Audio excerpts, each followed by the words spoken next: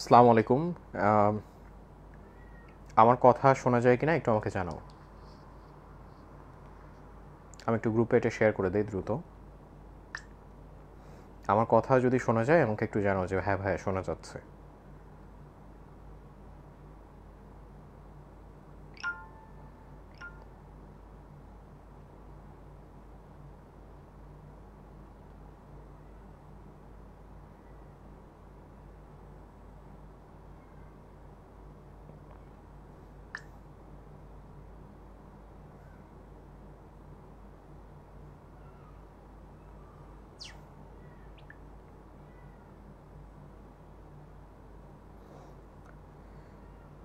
আজকে কিন্তু আমাদের প্রি মেডিকেল ম্যানিয়ার ক্লাস হওয়ার কথা ছিল।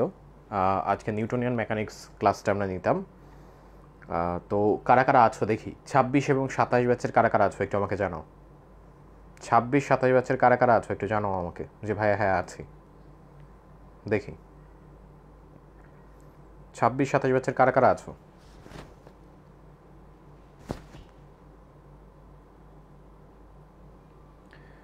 26 27 ব্যাচের কারা কারা আছো।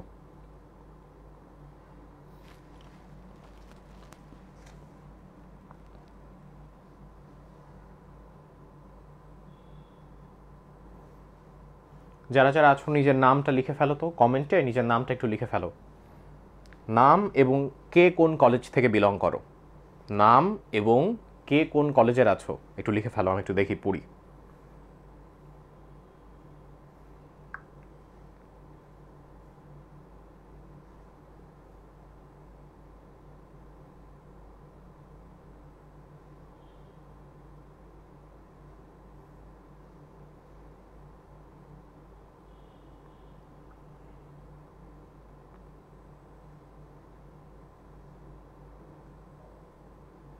আচ্ছা, মেডিটোলজি একাডেমিকেও অনেকে ক্লাস করতেছো দেখতেছি।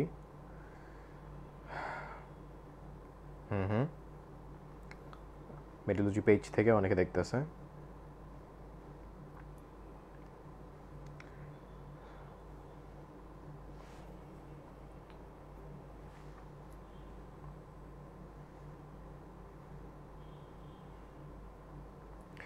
আচ্ছা দেখি 26 ব্যাচের অনেকে আছে।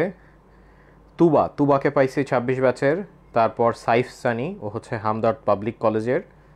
তারপর আসে হচ্ছে মালিহা, মালিহা চিটাগং কলেজ। ওকে। তারপর আসছে হচ্ছে 27 ব্যাচের তাফসিন আহমেদকে পাইছি, খুব ভালো কথা। জিম হচ্ছে সেনা পাবলিক স্কুল অ্যান্ড কলেজ, সাভারের। আচ্ছা, পরিচিত বেশ। স্ট্রেঞ্জ হিউম্যান নিজের নাম লিখছে, স্ট্রেঞ্জ হিউম্যান, খুব ভালো কথা, সে রংপুর গভর্নমেন্ট কলেজের। আচ্ছা, জান্নাতুল ফেরদৌস আছে। অনেকেই আছে অ্যাকচুয়ালি ক্লাস করবার জন্য, তাই না? তোমরা নিউটনিয়ান বলবিদ্যা অধ্যায় কিন্তু পড়ছো, এই জিনিসটা নিয়ে যে ম্যাথগুলো আছে সেই ম্যাথগুলোও আশা করি অনেকে করছো। সো আজকে আমাদের কাজ হচ্ছে এই জিনিসটাকে অ্যাকচুয়ালি কীভাবে মেডিকেল অ্যাডমিশনের জন্য কোন স্টাইলে পড়লে, কোন কোন ছোটোখাটো ট্রিক্সগুলো দেখলে মোটামুটি আমরা বলতে পারবো যে না মেডিকেল অ্যাডমিশন সম্পর্কিত এমসিকিউ আসলে সেগুলো আমরা ট্যাকেল করতে পারবো। আচ্ছা, এরপরে অনেকে আসছে, এই যে জান্নাত এসছে, ও জয়পুরহাট গভর্নমেন্ট কলেজের। রোহানুল আসছে, ও গাইবান্ধা গভর্নমেন্ট কলেজের। ও দেশের অনেক মানে বিভিন্ন প্রান্তের লোকজন আসছে, তাই না? আচ্ছা, খুব ভালো কথা। মিল্লাত নাকি? হ্যাঁ, মিল্লাত এইচএসসি 26 ব্যাচের আমরা পাইছি। বিশ্বজিৎ রয় প্রাণ, ও ঠাকুরগাঁও গভর্নমেন্ট কলেজের। আচ্ছা, কিভাবে একসাথে মেডিকেল ও বুয়েট একসাথে প্রেপ নেওয়া যাবে, I strongly do not recommend that. তারপরে যদি তোমার ইচ্ছা হয়, আহ, অবশ্যই সেরকম মাল্টি ট্যালেন্টেড অনেক পাবলিক আছে যারা চায় যে আমার ফিডে একটা রেজাল্ট থাকুক। সেক্ষেত্রে তুমি, আমার বলবো যে একাডেমিকটা তুমি যদি ভালোভাবে পড়তে পারো, বুয়েট মেডিকেল একসাথে ক্র্যাক করা কোনো ব্যাপার না। আমার অনেক ক্লাসমেট আছে যারা বুয়েটেও ভালো একটা পজিশনে ছিল, মেডিকেলেও হচ্ছে ভালো পজিশন পাইছে, ইভেন ডিইউতেও ভালো পজিশন পাইছে। সো এই তিনটা ক্র্যাক করার পর তারা অন্য কোথাও আর পরীক্ষা দেয় নাই। তো এদের ক্ষেত্রে সব একটা কমন ব্যাপার হচ্ছে এরা একাডেমিক যে পড়াশোনা, তোমরা যে এটার মধ্যে আছো 26 এবং 27 যে একাডেমিকের সুযোগটা তোমাদের আছে, সেই সুযোগটা তারা কাজে লাগাইছিল। এই টাইমে তাদের ফিজিক্স কেমিস্ট্রি বায়োলজির যে বেসিকগুলো এগুলো তাদের ক্লিয়ার ছিল। সো বায়োলজির বেসিকও ক্লিয়ার ছিল বলে তাদের মেডিকেলের সমস্যা হয় নাই। ফিজিক্স কেমিস্ট্রি ম্যাথের বেসিকগুলো ক্লিয়ার ছিল বলে, ওই জিনিসগুলোতে তাদের স্ট্রং হোল্ড ছিল বলে ইঞ্জিনিয়ারিং ইউনিভার্সিটিগুলোতে চান্স পাওয়া, ডিউতে চান্স পাওয়া তাদের পক্ষে কোনো ব্যাপার হয়নি। সো আমি বলবো যে মূল যে ব্যাপারটা, একাডেমিক যে ভালোভাবে পড়বে অ্যাডমিশন তার কাছে হাতের খেল। একাডেমিক যে ভালোভাবে পড়বে অ্যাডমিশন তার জন্য হাতের খেল, আর কিচ্ছু না। ওকে। ঠিক আছে, তাহলে আমার মনে হয় যে এবার শুরু করা উচিত, কারণ আর কেউ কোনো নামটাম কিছু বলতেছে না। আমার মনে হয় যে এবার আমরা শুরু করব। দেখো, তাইলে আমাদের অধ্যায়ের নাম হচ্ছে নিউটনিয়ান বলবিদ্যা বা নিউটনিয়ান মেকানিক্স। আচ্ছা, কেউ আমাকে একটা জিনিস বলতে পারবা যে এই যে অধ্যায়ের নাম নিউটনিয়ান বলবিদ্যা, যার নাম অনুসারে হয়েছে নিউটন, নিউটন কি সায়েন্সের স্টুডেন্ট ছিল? কেউ একজন আমাকে বলো তো, নিউটন কি সায়েন্সের স্টুডেন্ট ছিল? তোমরা তো ইন্টারে উঠে সায়েন্স নিছো, সেই রকম সায়েন্সে উঠে হ্যাঁ বিজ্ঞানী টিজ্ঞানী হয়ে যাবা, খুব ভালো কথা। হ্যাঁ, বুয়েট মেডিকেল কাঁপায় ফেলবা, খুব ভালো কথা।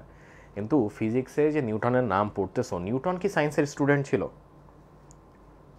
আচ্ছা, আরও অনেকে পাইছি, তাহানান ও সেকেন্ড টাইমার, তারপর প্রিয়ন্তীকে পাইছিলাম। ওকে, ঠিক আছে, তাহলে কেউ একজন আমাকে বলো, নিউটন কি আসলে সায়েন্সের স্টুডেন্ট? আচ্ছা, একজন বলতেছে আমার 70% সিলেবাস শেষ হয়েছে 25-এর সাথে। হ্যাঁ, পারবা, অবশ্যই পারবা, এখানে না বলার কিছু নাই। দেখো, মূল কথা হচ্ছে নিউটন নিজে কিন্তু ছিল হচ্ছে কমার্সের স্টুডেন্ট। নিউটন নিজে কি ছিল বলো? কমার্সের স্টুডেন্ট। বাট সে এমন সব সেক্টরে এমন সব কাজ করে গেছে যে তার কারণে ম্যাথ সেক্টরে ক্যালকুলাস নিয়ে, তার কারণে ফিজিক্স সেক্টরে আমরা ডাইনামিক্স বা গতিবিদ্যা নিয়ে, তার কারণে আমরা অপটিক্স সেক্টরে হ্যাঁ যে আলোর বিভিন্ন যে প্রকৃতি আছে সেইগুলো নিয়ে, অর্থাৎ সব সেক্টরেই কিন্তু কোনো না কোনোভাবে সে কাজ করছে। ইভেন সে টেলিস্কোপ নিয়েও কাজ করছে একটা পর্যায়ে। হ্যাঁ, সো নিউটনের কিন্তু বিভিন্ন ভার্সেটাইল অ্যাক্টিভিটি ছিল বিভিন্ন সেক্টরের ক্ষেত্রে, যদিও সে কিন্তু আসলে সায়েন্সের স্টুডেন্ট ছিল না। আউট অফ কিউরিওসিটি সে এই কাজগুলো করছে। আমাদেরও ব্যাপারটা কীরকম, আমরা একটা জিনিসকে শিখতে চাই না হয়তো এই কারণে যে আমাদের এটা দায়বদ্ধতা, অব্লিগেশন, শিখতেই হবে, না হলে পরীক্ষায় ভালো করতে পারবো না। ওই কারণে ওই জিনিসটার প্রতি অনীহা চলে আসে। একটা জিনিসের উপর কৌতূহল জন্মিয়ে সেটা শেখা আর একটা জিনিসটা দায়বদ্ধ হয়ে শেখা, দুটোর মধ্যে প্যাশনের অনেক বড় একটা ডিফারেন্স থাকে। হ্যাঁ, সেই কারণেই হয়তো নিউটন আর আজকে আমাদের এই অবস্থা। যাই হোক, তো এই যে নিউটন যখন বস্তুর গতি নিয়ে আলোচনা করলো, সে বিভিন্ন সূত্র দিছিল এবং নিউটনের ওই সূত্র নিয়ে কিন্তু আমরা আমাদের ফার্স্ট যে পেপারটা, সেখানে 3rd অধ্যায় গতিবিদ্যা এই নামে একটা আলাদা চ্যাপ্টারই পড়ছি। তো এখন নিউটনের বলের যে সূত্র বা বলের যে ধারণা, সেটা আসলে কিভাবে কাজ করে সেটা বোঝার জন্য আমাদের 4র্থ অধ্যায়, সেটা হচ্ছে নিউটনিয়ান বলবিদ্যা। ঠিক আছে, তো দেখো অধ্যায় শুরুটাই করছে তার নাম দিয়ে, যে বিজ্ঞানী স্যার আইজ্যাক নিউটন বস্তুর গতি সংক্রান্ত সূত্র নিয়ে প্রথম আলোচনা করেন, যেটা আমরা 3য় অধ্যায়ে গতিবিদ্যায় পড়ছি। তার আবিষ্কৃত 3টি যে সূত্র, নিউটনের প্রথম সূত্র, দ্বিতীয় সূত্র, তৃতীয় সূত্র, 3টাই তো পড়ছো। এই 3টা হচ্ছে ডাইনামিক্সের মূল ভিত্তি, এর উপর ভিত্তি করে এখন বিভিন্ন জিনিসপত্র তৈরি হয়েছে। বাট মূল যে স্ট্রাকচার বা পিলার, সেটা কিন্তু নিউটনের ওই 3টা গতিসূত্র ছিল। খুব ভালো কথা। প্রথমেই যেটা আসছে সেটা হচ্ছে, যেহেতু বলছে নিউটনের বা নিউটনিয়ান মেকানিক্স বলবিদ্যা, সুতরাং এখানে বল সম্পর্কে একটা ধারণা দিছে। এখন বল জিনিসটা বোঝার জন্য প্রথমেই যে জিনিসটা বুঝতে হবে সেটা হচ্ছে একটা শব্দ, জড়তা। কি বুঝতে হবে বলো? জড়তা। সো জড়তা জিনিসটাকে আমরা একটুখানি বুঝে আসি, চলো। আমরা বলি হচ্ছে জড়তা। কি বলি বলো? জড়তা। ইংরেজিতে এটাকে বলা হয় হচ্ছে ইনারশিয়া। কি বলা হয় এটাকে ইংরেজিতে? ইনারশিয়া। এখন ইনারশিয়া ব্যাপারটা কি? কোনো একটা বস্তু ঠিক যে অবস্থাতে আছে, ওই বস্তু চিরকাল ওই অবস্থাতেই থাকতে চাই। বস্তু যে অবস্থায় আছে সেই অবস্থায় থাকতে চাওয়ার জন্য বস্তুর মধ্যে যে ধর্ম, যে আমি গতিশীল আছি, আমি চলছি, আমি চিরকাল গতিশীল অবস্থাতেই থাকতে চাই, আমি স্থির আছি, আমি চিরকাল স্থির অবস্থাতেই থাকতে চাই। তাইলে গতিশীল বস্তুর ভেতরের ধর্ম হচ্ছে সে গতিশীল থাকতে চাই, স্থির বস্তু স্থির থাকতে চাই। তার এই ধর্মকে, নিজের অবস্থা বজায় রাখতে চাওয়ার ধর্মকেই বলা হয় হচ্ছে ইনারশিয়া বা জড়তা। তাহলে ইনারশিয়া বা জড়তা কি? বস্তুর নিজস্ব যে গতির অবস্থা, সেটা বজায় রাখতে চাওয়ার যে ধর্ম বা প্রপার্টি, সেটা হচ্ছে জড়তা। তাহলে এই জড়তা বিষয়টা, এটা কিন্তু হচ্ছে কি বলো? একটা প্রপার্টি। খুব ভালো কথা। তাহলে জড়তার বিষয়টা আমি বুঝে গেলাম, যে নিজের অবস্থা বজায় রাখতে চাও। এখন তুমি চিন্তা করো যে ধরো তোমার কাছে একটা উড়োজাহাজ আছে। কি আছে বলো? তোমার কাছে একটা উড়োজাহাজ আছে, আবার তোমার কাছে একটা বাইসাইকেল আছে। তোমার কাছে একটা কি আছে বলো? বাইসাইকেল আছে। এখন তোমাকে যদি বলা হয় যে বাবা, এই উড়োজাহাজটাও স্থির হয়ে আছে, বাইসাইকেলটাও স্থির হয়ে আছে, উড়োজাহাজটাও স্থির হয়ে আছে, আমার বাইসাইকেলটাও স্থির হয়ে আছে, দুইটাকেই তোমার ধাক্কা দিয়ে সচল করতে হবে। দুইটাকে কি করতে হবে? ধাক্কা দিয়ে সচল করতে হবে। তুমি কোনটাকে ধাক্কা দিয়ে সচল করতে পারবা, বা কোনটাকে ধাক্কা দিয়ে তুমি গড়িয়ে নিয়ে যাইতে পারবা? নিঃসন্দেহে বাইসাইকেল। তখন আমি তোমাকে জিজ্ঞাসা করবো যে কেন? উড়োজাহাজ কি দোষ করলো? উড়োজাহাজেরও তো নিজস্ব অবস্থা বজায় রাখতে চাওয়ার ধর্ম ছিল, তার মানে উড়োজাহাজেরও নিশ্চয়ই জড়তা ছিল। উড়োজাহাজের এই যে স্থির অবস্থায় আছে, সেই স্থির অবস্থায় থাকতে চাই, সেই জড়তা তার ছিল। আবার বাইসাইকেল সেও স্থির আছে, তার মানে তার মধ্যেও জড়তা ছিল, দুজনের মধ্যেই জড়তা ছিল। তো তুমি বাইসাইকেলকে ঠেলে সামনে নিয়ে যাইতে পারবা, উড়োজাহাজকে কেন পারবা না? তখন তুমি আমার উত্তর দিবা এরকম যে ভাইয়া উড়োজাহাজ যে তার ভর তো অনেক বেশি, উড়োজাহাজের ভর কি অনেক বেশি। আমি কিন্তু ওজনের কথা বলি নাই, ওজনের কথা বলি নাই, ভরের সাথে অভিকর্ষ ত্বরণ গুণ দিবা তখন ওজন। আমি ভরের কথা বলছি বা ম্যাসের কথা বলছি। উড়োজাহাজের ম্যাস কিন্তু অনেক বেশি, সেখানে বাইসাইকেলের ম্যাস কিন্তু কম, বাইসাইকেলের ম্যাস কিন্তু কম। তার মানে আমি একটা জিনিস বুঝলাম যে এই ম্যাসের সাথে আমার জড়তার একটা সম্পর্ক আছে, যে যার ভর বা যার ম্যাস বেশি তার জড়তাও বেশি, যার ম্যাস কম বা ভর কম তার জড়তাও কম। তারপর আমি বলতে পারবো না যে ভর হচ্ছে জড়তার পরিমাপক, ভর জড়তার পরিমাপক, অর্থাৎ ভর কত সেটা দিয়ে কার জড়তা বেশি কার জড়তা কম সেটা আমরা পরিমাপ করতে পারি। এই কথায় কি কোনো ভুল আছে বলো? ভুল নাই। বোঝা গেছে ভর জড়তার পরিমাপক কেন বললাম? যার ভর বেশি তাকে তার জড়তা অবস্থা থেকে বের করতে আনতে আমার বেশি পরিমাণ শক্তি প্রয়োগ করতে হচ্ছে, বেশি বল প্রয়োগ করতে হচ্ছে। ঠিক আছে, ওকে, ব্যাস। তাহলে এই জিনিস তোমরা বুঝলা। দেখো বইতে একটুখানি চাই, এখানে সেই কথাগুলোই বলছে যে পদার্থ যে অবস্থায় আছে চিরকাল সে অবস্থায় থাকতে চায়, এটাকে তার জড়তা বলে। হ্যাঁ, এবং তারপর অনেকগুলো উদাহরণ দিছে। তারপর এখানে বলতেছে যে বস্তুর ভর যত বেশি তার জড়তাও তত বেশি হয়, স্বাভাবিক ব্যাপার। সেই কারণে মূল যে এমসিকিউ সেইটা এখানে চলে আসছে যে ভর হচ্ছে আমার জড়তার পরিমাপক। ভর কি বলো? জড়তার পরিমাপক, কোনো সন্দেহ নাই। কারণ আমি একটু আগে দেখলাম উড়োজাহাজের ভর বা ম্যাস বেশি ছিল, সেই কারণে ওইটার জড়তা আমি ভাঙতে পারছি না, ওখানে আমার বল অনেক বেশি লাগবে। সুতরাং যার ভর বেশি নিঃসন্দেহে তার জড়তা অনেক বেশি। খুব ভালো কথা। আচ্ছা, এরপর কি আসছে? এরপর কয়েকটা উদাহরণ দিছে। উদাহরণের মধ্যে বলার চেষ্টা করছে যে বল কিন্তু অনেক ধরনের হইতে পারে। কিছু কিছু বল প্রয়োগের জন্য আমার ওই বস্তুকে স্পর্শ করার প্রয়োজন হয়। যেমন ধরো এই একটা বস্তু, আমি বললাম যে এই বস্তুকে আমি সামনের দিকে নিয়ে যাব, আমি কি এরকম ই করলে এই বস্তু সামনে যাবে? যাবে না। কিন্তু আমি বস্তুকে যদি এইভাবে স্পর্শ করে সামনের দিকে ঠেলি তাহলে বস্তুটা সামনের দিকে গেল। তাহলে কিছু বল প্রয়োগের জন্য স্পর্শের প্রয়োজন হয়, আবার কিছু বল আছে যেগুলো স্পর্শ ছাড়াই কাজ করে, স্পর্শ ছাড়াই সেখানে বল প্রয়োগ করা যায়। তাহলে আমি সেই ভিত্তিতে বলতে পারি নিঃসন্দেহে বল দুই ধরনের। নিঃসন্দেহে বল কয় ধরনের? দুই ধরনের, স্পর্শের উপর ভিত্তি করে। এক ধরনের বলকে আমি বলবো স্পর্শক বল। কি বলবো বলো? স্পর্শক বল। সো স্পর্শক বল কারা? যাদেরকে আমরা প্রয়োগ করার জন্য ওই যেই বস্তুতে বল প্রয়োগ করব তাতে স্পর্শ করবার প্রয়োজন পড়ে। আরেক ধরনের বল আছে যেটাকে আমরা বলি হচ্ছে অস্পর্শক বল।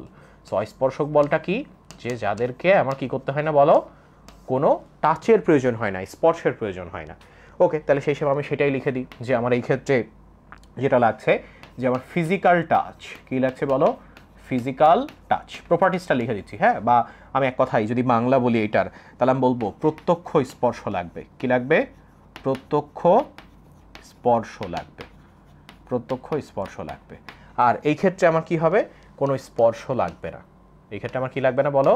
কোনো স্পর্শ লাগবে না। ওকে, খুব ভালো কথা। তাহলে পরীক্ষায় কি আসে? স্পর্শক এবং অস্পর্শক বল থেকে পরীক্ষায় এর আগে কি এমসিকিউ আসছে? পরীক্ষায় এই এমসিকিউ আসছে যে কোনটি স্পর্শক বল কোনটি অস্পর্শক বল, কোনটি স্পর্শক বল কোনটি অস্পর্শক বল। সো স্পর্শক বলের উদাহরণ কি কি দেখো। আমি স্পর্শক বলের উদাহরণ হিসেবে দিতে পারি হচ্ছে, প্রথমেই সব থেকে বেশি যেটা আসে সেটা হচ্ছে ঘর্ষণ বল। চিন্তা করো যে এই যে আমি একটু আগে হাতের তালুতে একটা বস্তু রাখছিলাম, ওই হাতের তালুর উপর কেন বস্তুটা ছিল? কারণ এর তল এবং হাতের যে তালু তার মধ্যে একটা ঘর্ষণ বল তৈরি হয়েছে, তার কারণে এই বস্তুটা এখানে স্থির অবস্থায় আছে। আমি বস্তুটাকে সামনে নিয়ে যাইতে গেলে কিন্তু আমার মাঝখানে যেই জায়গাটা স্পর্শ করে আছে সেখানে গতির বিরুদ্ধে কি তৈরি হচ্ছে? একটা ঘর্ষণ তৈরি হচ্ছে। আমরা তো এই জিনিসটা জানি যে ঘর্ষণ বল সবসময় তৈরি হয় গতির বিরুদ্ধে। গতি যেই দিকে তার ঠিক 180 ডিগ্রি অপোজিটে দেখা যায় যে ঘর্ষণ বলটা কাজ করে, তাই না? তাহলে প্রথমটা হলো ঘর্ষণ বল। তারপর আমি বলতে পারবো হচ্ছে টানা বল। কি বলতে পারবো বলো? টানা বল। হ্যাঁ, তুমি কোন একটা বস্তুকে টানতেছো, সেখানেও যে বল প্রয়োগ করা হচ্ছে সেটাও স্পর্শ বল। তারপর তুমি বলতে পারবা সংঘর্ষ বল। কি বলতে পারবো বলো? সংঘর্ষের বল।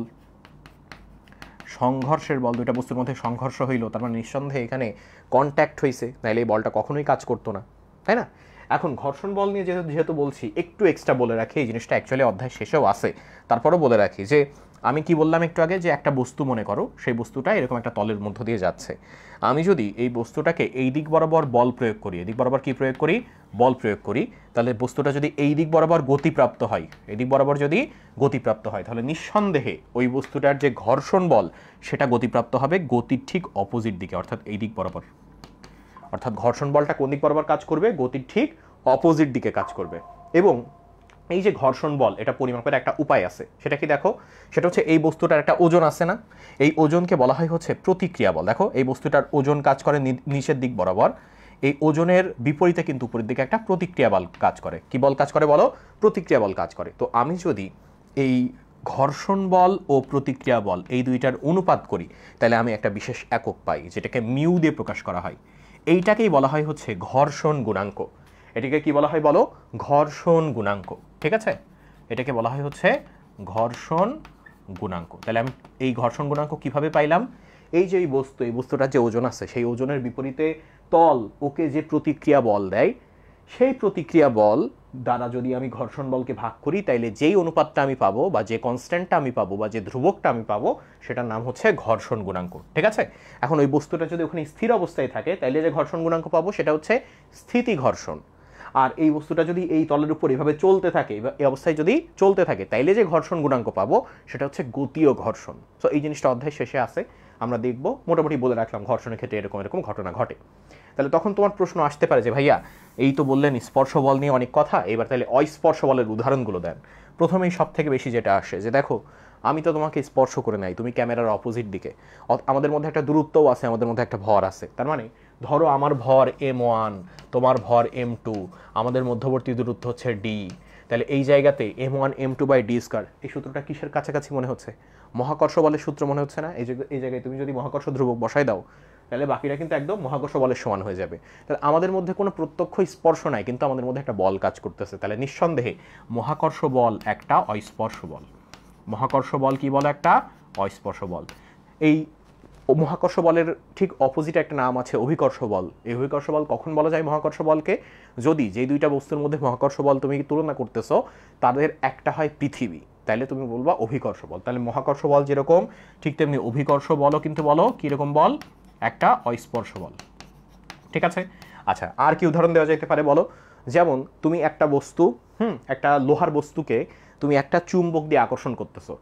চুম্বক লোহার বস্তুকে টাচও করে নাই, কিন্তু সে নিজের দিকে কাছে টানছে। তার মানে নিশ্চয়ই অস্পর্শ করা, স্পর্শ সে করে নাই, অস্পর্শ করা কোনো একটা অদৃশ্য শক্তি দিয়ে সে নিজের দিকে টানতেছে। তাহলে যখন আমি বলবো চুম্বক বল, সেটাও কিন্তু একটা কি বল বলো? অস্পর্শ বল। চুম্বক বল একটা অস্পর্শ বল। আবার ধরো তড়িৎ বল, যেটা তড়িৎ বলটাও কিন্তু একটা অস্পর্শ বল, তড়িৎ বল। ঠিক আছে, তড়িৎ বল একটা অস্পর্শ বল। ঠিক আছে, সব থেকে বড় অস্পর্শ বল কোনটা? ভালোবাসা, যেটা একটা মিথ্যা কাহিনী। কারণ মানে বোঝা যাচ্ছে যে তাহলে স্পর্শ বল এবং অস্পর্শক বল দুইটা বিষয় আমরা বুঝতে পারলাম। এই উদাহরণগুলো সব থেকে বেশি ইম্পর্টেন্ট, মনে রাখবা। এখান থেকে উদাহরণ সব থেকে ইম্পর্টেন্ট। ঠিক আছে, উদাহরণ সব থেকে বেশি পরীক্ষায় আসে। তোমার যদি মনে হয় এই জিনিস পরীক্ষায় আসলে তো ফাটায় দেবো, খুব ভালো কথা, বেস্ট অফ লাক। বাট এই জিনিস মানুষ উত্তেজনার বশে ভুল করে। ঠিক আছে, তো উত্তেজনার বশে কোনোভাবেই ভুল করা যাবে না। ঠিক আছে, ওকে, ব্যাস। তাহলে আমার মনে হয় এবার একটু সামনের দিকে আমরা যাইতে পারি। দেখো এবার সামনের দিকে কি আছে দেখি একটু আমরা। সো এই যে আমার এখানে ঘর্ষণ গুণাঙ্ক সম্পর্কে ছিল বলেই আমি তোমাকে ঘর্ষণ গুণাঙ্ক সম্পর্কে একটু বললাম। তারপর এখানে বোঝানোর চেষ্টা করছে যে একটা বস্তু যদি থাকে কোনো একটা তলের উপর, নিঃসন্দেহে তার ঠিক লম্ব বরাবর নিচের দিকে, অর্থাৎ পৃথিবীর কেন্দ্রের দিকে একটা ওজন ক্রিয়া করতেছে। এবং ওই বস্তুটা এজন্যই পৃথিবীর কেন্দ্রের মধ্যে ঢুকে যাচ্ছে না, কারণ যে তলে সে আছে সেই তলটা তার ওজনের সমান প্রতিক্রিয়া বল উপরের দিকে তাকে দিতেছে। প্রতিক্রিয়া বল বলে এটাকে আমরা রিঅ্যাক্টিভ ফোর্স বা আর দিয়ে প্রকাশ করি। হ্যাঁ, সেই আর এর বৈশিষ্ট্যটা অ্যাকচুয়ালি এখানে নিয়ে আসছে।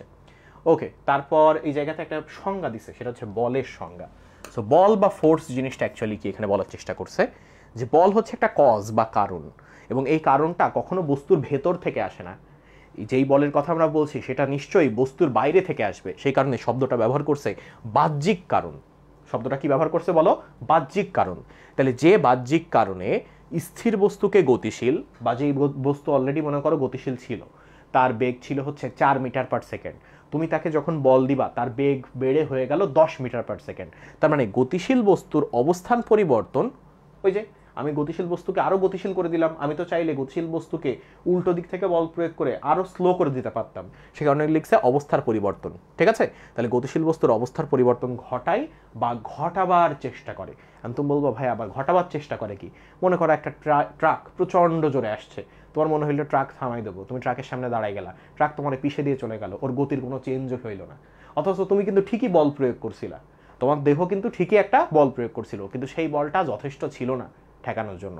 সেখানে বলছে যদি ঘটাবার চেষ্টা করে তখন সেটাকে আমরা বলি হচ্ছে বল।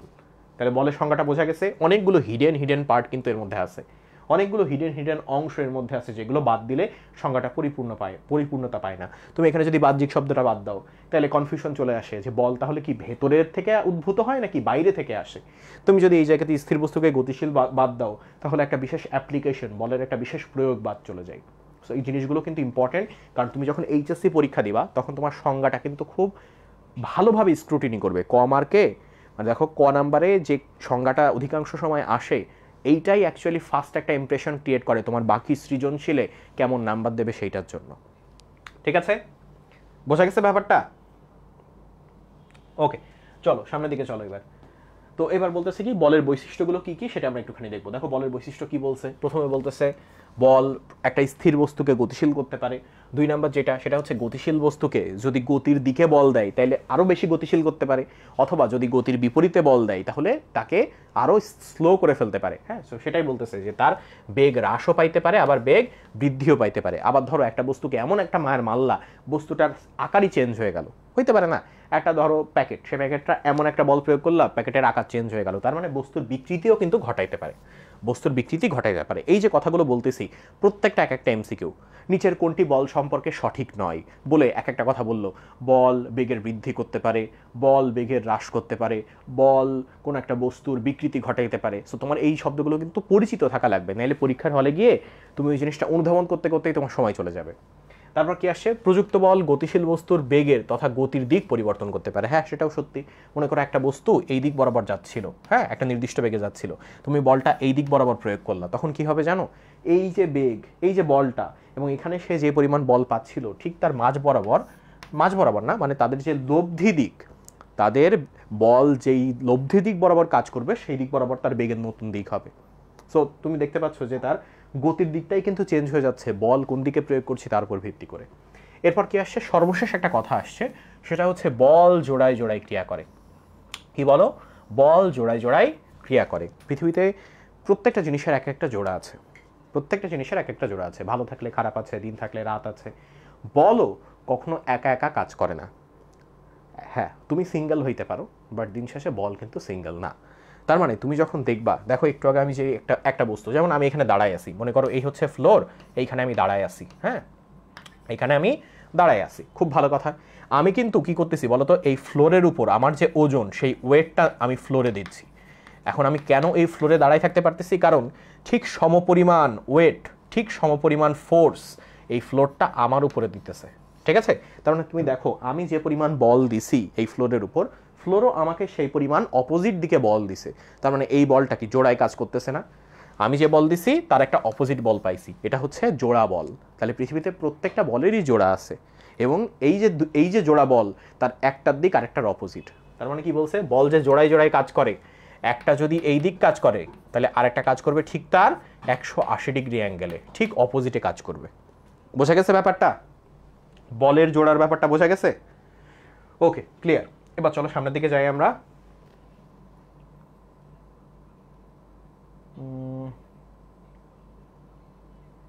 দেখো এরপর কি আসছে? এরপর আসছে হচ্ছে বলের একক, যেটা এসআই একক অ্যাকচুয়ালি। সো বলের এসআই একক আমরা অলরেডি জানি, বলের এসআই একক হচ্ছে নিউটন, এই নিউটনের নাম অনুসারেই। কিন্তু তুমি যদি বলের এফপিএস একক দেখো, যেটা হচ্ছে ফুট পাউন্ড সেকেন্ড, এই এফপিএস এককে কিন্তু এই পিতে কিন্তু পাউন্ড, নট পাউন্ড ডাল, এটা মানুষ ভুল করে, পিতে পাউন্ড ডাল ভাবে না। পাউন্ড হচ্ছে আমার এখানে ভরের একক, ঠিক যেমনটা আমরা হচ্ছে এসআই এককের ক্ষেত্রে কি কিলোগ্রাম যেটা নেই, এই ক্ষেত্রে সেটা হচ্ছে পাউন্ড। তাহলে পাউন্ডালটা কি? পাউন্ডালটা হচ্ছে এফপিএস এককের বলের একক। সো এই এফপিএস পদ্ধতিতে এই যে পাউন্ডাল, হ্যাঁ, পাউন্ডাল হচ্ছে আমার কিসের একক বলো? বলের একক। খুব ভালো কথা। তাহলে এই জিনিসটা কিভাবে হয় দেখা যায়, আমরা এই নিউটনের ক্ষেত্রে কি বলি? আমরা বলি হচ্ছে যে 1 কেজি ভরের একটা বস্তুকে যদি আমি বল প্রয়োগ করে 1 মিটার সরণ ঘটাই, ঠিক আছে, সরি 1 মিটার, কোনো 1 কেজি ভরের একটা বস্তুকে যদি আমি বল প্রয়োগ করে তার মধ্যে এত ত্বরণ তৈরি করতে পারি, 1 মিটার পার সেকেন্ড ইনভার্স 2 এত ত্বরণ তৈরি করতে পারি, তখন আমি বলবো যে ওই বস্তুটার যে বল, ওখানে যে বল প্রয়োগ করা হয়েছে সেটা 1 নিউটন।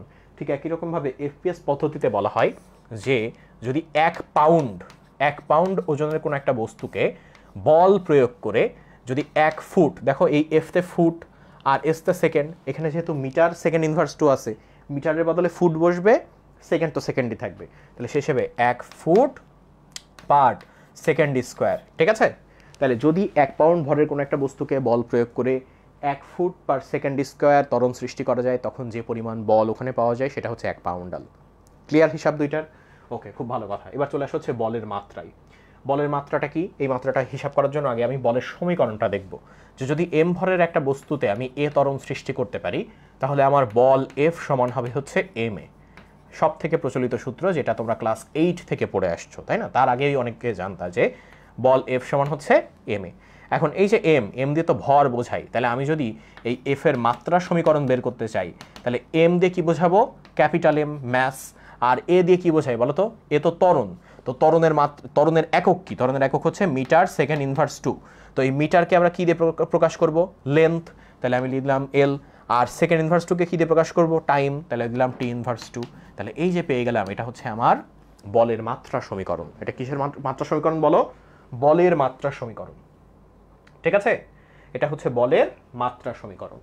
তো সেই হিসাবে আমি যদি এবার বলের মূল সমীকরণটা দেখি, আমি কি বলতে পারবো? বল হচ্ছে ভর, হ্যাঁ, কোন একটা বস্তুর ভর এবং ওই বস্তুতে সৃষ্ট যে ত্বরণ, ওই বস্তুর গতিতে সৃষ্ট যে ত্বরণ, সেই ত্বরণের গুণফল। খুব ভালো কথা। এবার চলে আসো হচ্ছে বলের প্রকারভেদে। সরাসরি বলের প্রকারভেদে আসো। কি বলতেছে বলের প্রকারভেদে? তো দেখো, বল দুই ধরনের হইতে পারে। একটা হচ্ছে মৌলিক বল আর একটা হচ্ছে যৌগিক বল। কি কি বল বললাম? একটা হচ্ছে মৌলিক বল আর একটা হচ্ছে যৌগিক বল। মৌলিক বল জিনিসটা কি?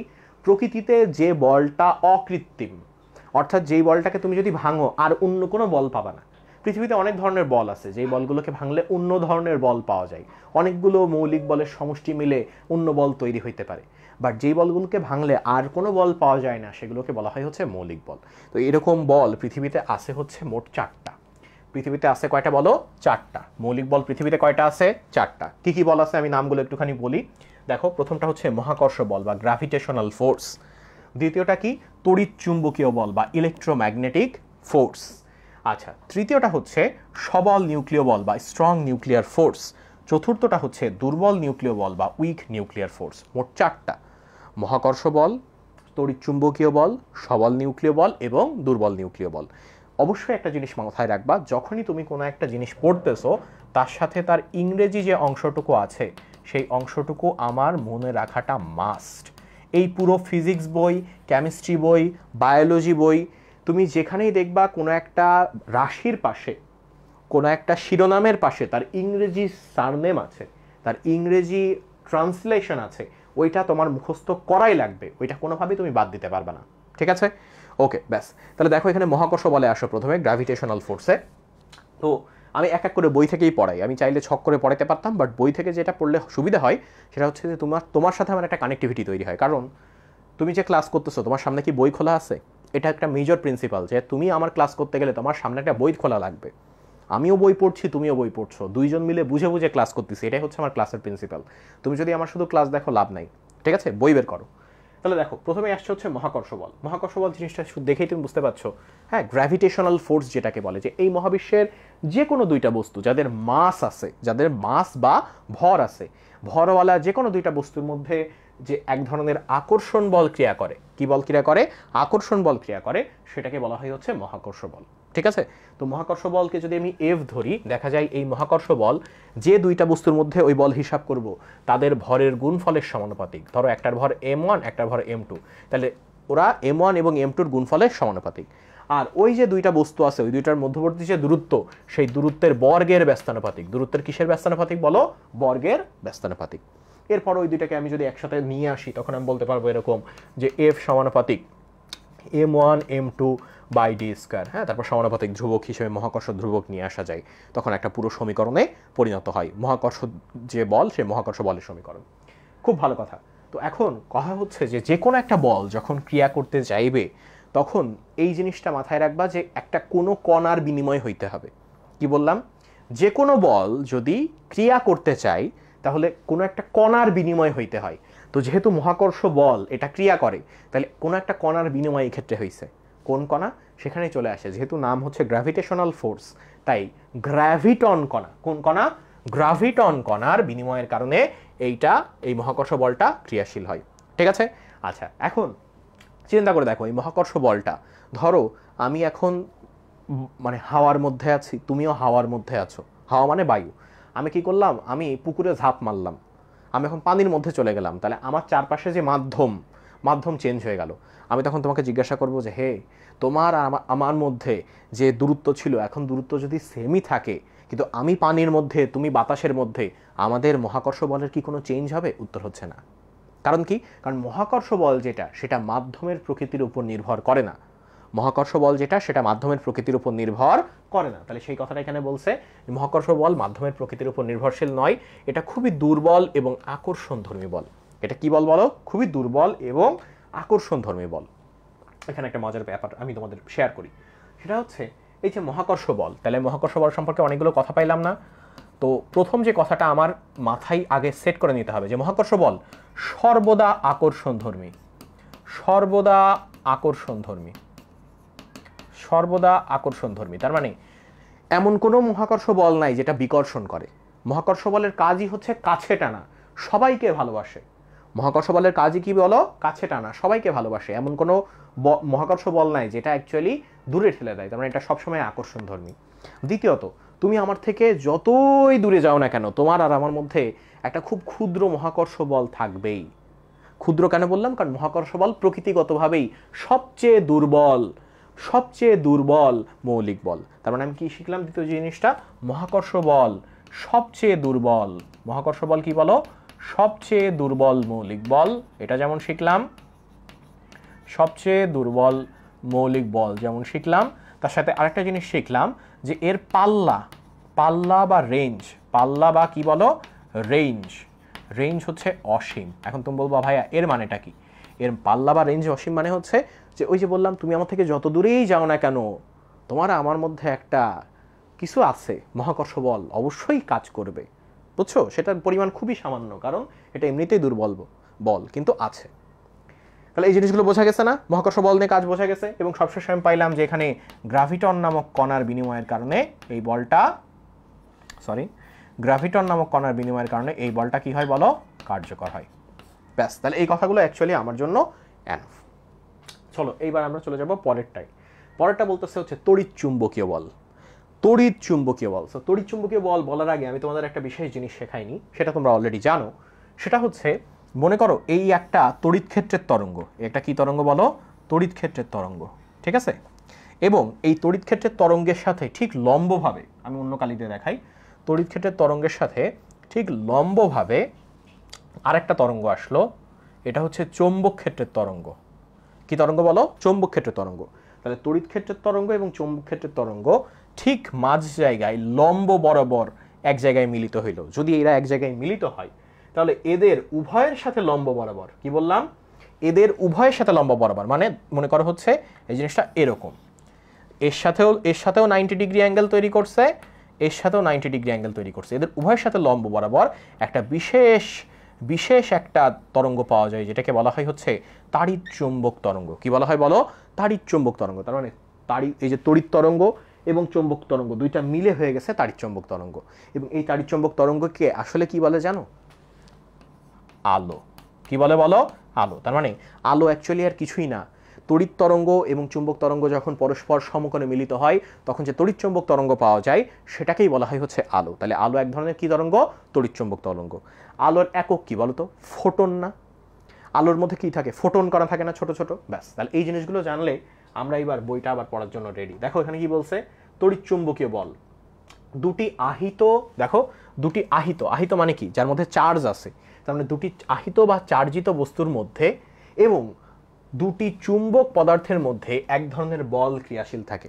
তাহলে তুমি এখানে কি শিখলা যে এই তড়িৎচুম্বক বল আমরা শুধু দুই ক্ষেত্রে দেখতে পারি, দুইটা বস্তু যখন চার্জড অবস্থায় থাকে অথবা দুইটা চুম্বকের মধ্যে আমরা তাড়িৎচুম্বক বল দেখতে পারবো। এই দুইটা ক্ষেত্র আছে, একটা হচ্ছে আহিত বা চার্জিত বস্তুর মধ্যে আর একটা হচ্ছে চুম্বক পদার্থের মধ্যে। তো এই আহিত বা চার্জিত বস্তুর মধ্যে যে তড়িৎচুম্বক বল দেখা যায় সেটাকে বলা হয় হচ্ছে কুলম্ব বল। কি বলা হয় বলো? কুলম্ব বল। এই জিনিসটা তো আমরা দেখছি। এবং দেখো মহাকর্ষ বল ও কুলম্ব বল খুব কাছাকাছি। একটা মিম তো তোমরা দেখছো যে নিউটন যখন মহাকর্ষ বলের সূত্র লিখতেছে পাশ থেকে কুলম্ব এইভাবে দেখে সেই সূত্র কপি করছে, দেখছো না এই জিনিসটা? কারণ দেখো মহাকর্ষ বলে যেরকম সূত্র কুলম্ব বলেও আমরা দেখি যে কুলম্ব বল যে দুইটা বিন্দু চার্জ, সেই বিন্দু চার্জের গুণফলের সমানুপাতিক, বিন্দু চার্জের মধ্যবর্তী যে দূরত্ব সেই দূরত্বের বর্গের ব্যস্তানুপাতিক, একদম হুবহু আমার মহাকর্ষ বলের মতো। পার্থক্যটা কি জানো? পার্থক্য হচ্ছে মহাকর্ষ বল মাধ্যমের প্রকৃতির উপর নির্ভর করে না। তুমি আমার জলে স্থলে যেখানেই বসাও না কেন মহাকর্ষ বলের মান একই থাকবে। কিন্তু আমার এই যে কুলম্ব বলটা, এই কুলম্ব বলটা মাধ্যমের উপর নির্ভর করে। কারণ এই জায়গাতে সমান করার জন্য যে সমানুপাতিক ধ্রুবকটা আমরা নিয়ে আসি K into Q1 Q2 by D square, হ্যাঁ, এই কে ভাঙলে আমরা পাই কে সমান হচ্ছে 1/4 পাই এপসাইলন। যদি শূন্য মাধ্যম হয় তাহলে এপসাইলন নট, অন্য মাধ্যম হইলে সেই মাধ্যমের প্রবেশ্যতা বসাইতে হয়। ফলে এই কে এর মান চেঞ্জ হইতে থাকে, কে এর মান চেঞ্জ হওয়ার কারণে পুরো এফ এর মান চেঞ্জ হয়ে যায়। অর্থাৎ মাধ্যম চেঞ্জ হইলে কুলম্ব বল চেঞ্জ হয়, কিন্তু মহাকর্ষ বল কিন্তু একই থাকে। মহাকর্ষ বল কি হয় বলো? একই থাকে। খুব ভালো কথা। আচ্ছা, তাহলে এই জিনিস বুঝে গেলাম। হ্যাঁ, তো যেটা আমি কথা বলছিলাম সেখানে আবার ফেরত আসি, সেটা হচ্ছে তড়িৎচুম্বক বল। সো তড়িৎচুম্বক বল কোন দুইটা জিনিসের উপর মধ্যে কাজ করে? দুটি চার্জিত বস্তু বা দুটি চুম্বকের মধ্যে, তাই না? আর কি পড়ছিলাম পরের দিকে যে হ্যাঁ, যখন এই দুইটা চার্জিত বস্তুর মধ্যে কাজ করে সেটাকে কুলম্ব বল বলি, আর যখন দুইটা চুম্বক বস্তুর মধ্যে কাজ করে তখন সেটাকে আমরা চুম্বক বল বলি, তাই না? খুব ভালো কথা। এখন তড়িৎ ও চুম্বক বল পরস্পর খুব ঘনিষ্ঠভাবে সম্পর্কিত। এখানে একটা কথা লেখা আছে, তড়িৎ ও চুম্বক বল পরস্পর ঘনিষ্ঠভাবে সম্পর্কিত। এই কথাটা কেন লেখা বলো তো? কারণ আমরা দুইটা জিনিস দেখছি, একটাকে বলা হয় তড়িৎ প্রবাহের চুম্বক ক্রিয়া, আরেকটা হচ্ছে পরিবর্তিত চৌম্বক ক্ষেত্র থেকে তড়িৎ তৈরি করা। কি বললাম? তড়িৎ প্রবাহের চুম্বক ক্রিয়া আর পরিবর্তিত তড়িৎ থেকে চুম্বক তৈরি করা। কিরকম? ধরো তুমি এরকম করলা যে ধরো তুমি কি করতেছো, এরকম একটা বর্তনী আছে, হ্যাঁ, এই মনে করো রোধ, এই বর্তনী, এই হচ্ছে তড়িৎ প্রবাহ। তুমি যদি এই কাজ করো যে এই বর্তনীতে ক্রমাগত তুমি প্রবাহের মান পরিবর্তন করতেছো, তুমি কি করতেছো বলো? প্রবাহের মান ক্রমাগত পরিবর্তন করতেছো, তাহলে দেখা যায় এই তড়িৎ বর্তনীর চারপাশে, এই তড়িৎ বর্তনীর চারপাশে একটা বিশেষ এরিয়া জুড়ে তার চুম্বক বলয় তৈরি হয়। কি তৈরি হয় বলো? একটা চুম্বক বলয় তৈরি হয়। এই চুম্বক বলয়টা কখন কার্যকর হয়? যতক্ষণ পর্যন্ত এর মধ্যে তড়িৎ প্রবাহ চলমান এবং যতক্ষণ পর্যন্ত এই তড়িৎ প্রবাহের মান ক্রমাগত পরিবর্তন হচ্ছে। এই দুইটা শর্ত যখন মেনে চলে দেখা যায় সে তার চারপাশে একটা চুম্বক ক্ষেত্র তৈরি করে। তার মানে আমি পরিবর্তিত তড়িৎ ক্ষেত্র দ্বারা, আমি কিন্তু এখানে চুম্বকের কিছুই করি নাই, আমি শুধু তড়িৎ ক্ষেত্রের মানের পরিবর্তন করতেছি। তাহলে পরিবর্তিত তড়িৎ ক্ষেত্র দ্বারা আমি চুম্বক ক্ষেত্র তৈরি করতে পারলাম। আবার এর উল্টো ঘটনা ঘটে। কিরকম?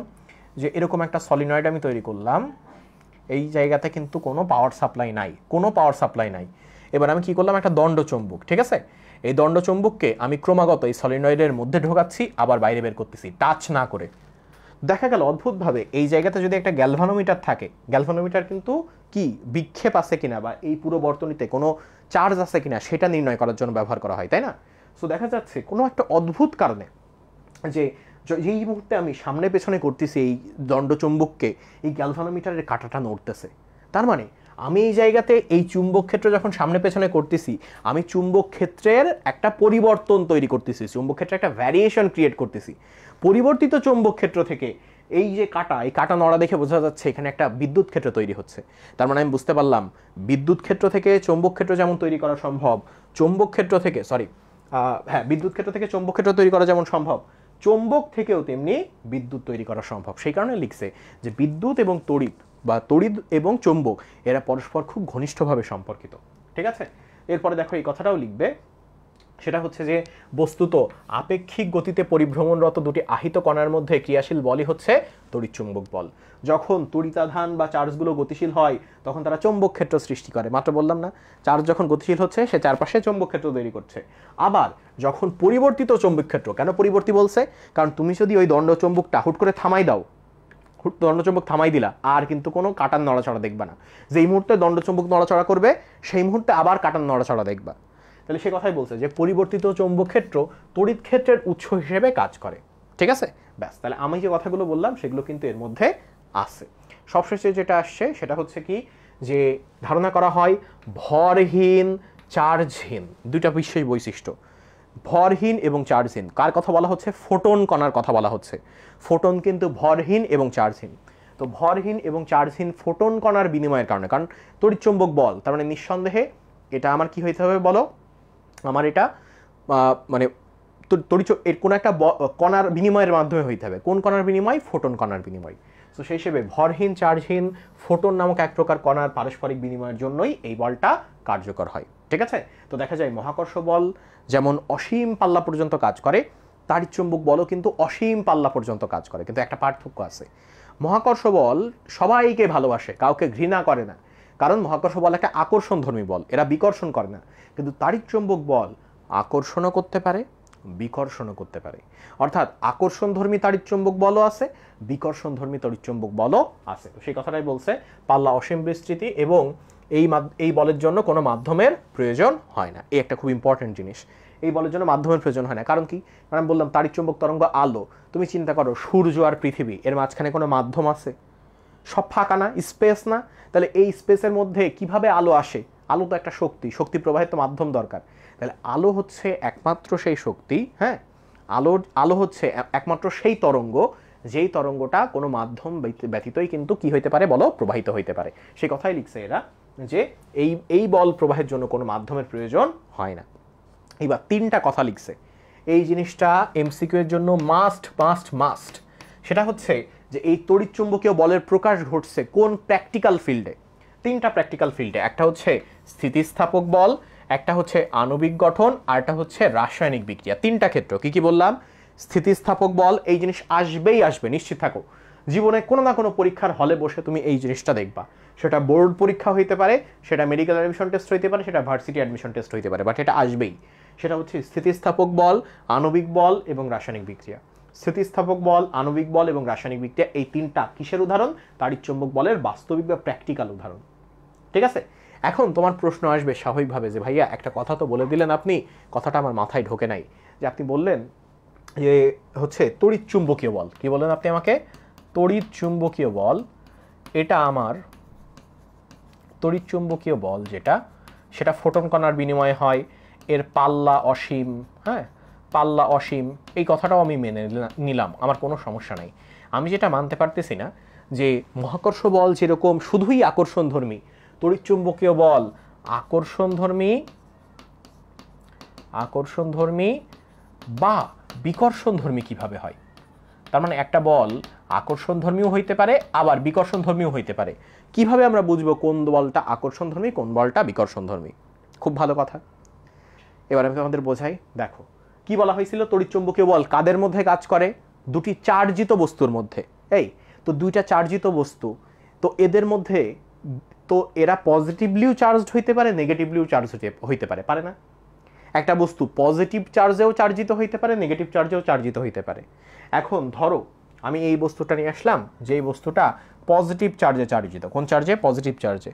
তার পাশে আরেকটা বস্তু আছে, সেই বস্তুটা আবার পজিটিভ চার্জে চার্জিত। তুমি বলো তো এই দুইটা বস্তুর মধ্যে আমি যদি এখন বলি স্থির এই যে তড়িৎচুম্বকীয় বল কি হবে, এই দুইটা বস্তুর মধ্যে যে তড়িৎচুম্বকীয় বল হবে সেটা আকর্ষণধর্মী নাকি বিকর্ষণধর্মী? তুমি কি উত্তর দিবা? দেখি কারা কারা আছে, দেখি একটু বলো, দেখি কারা কারা ক্লাস করতেছে একটু বলো, কারা কারা ক্লাস করতেছে একটু বলো আমাকে।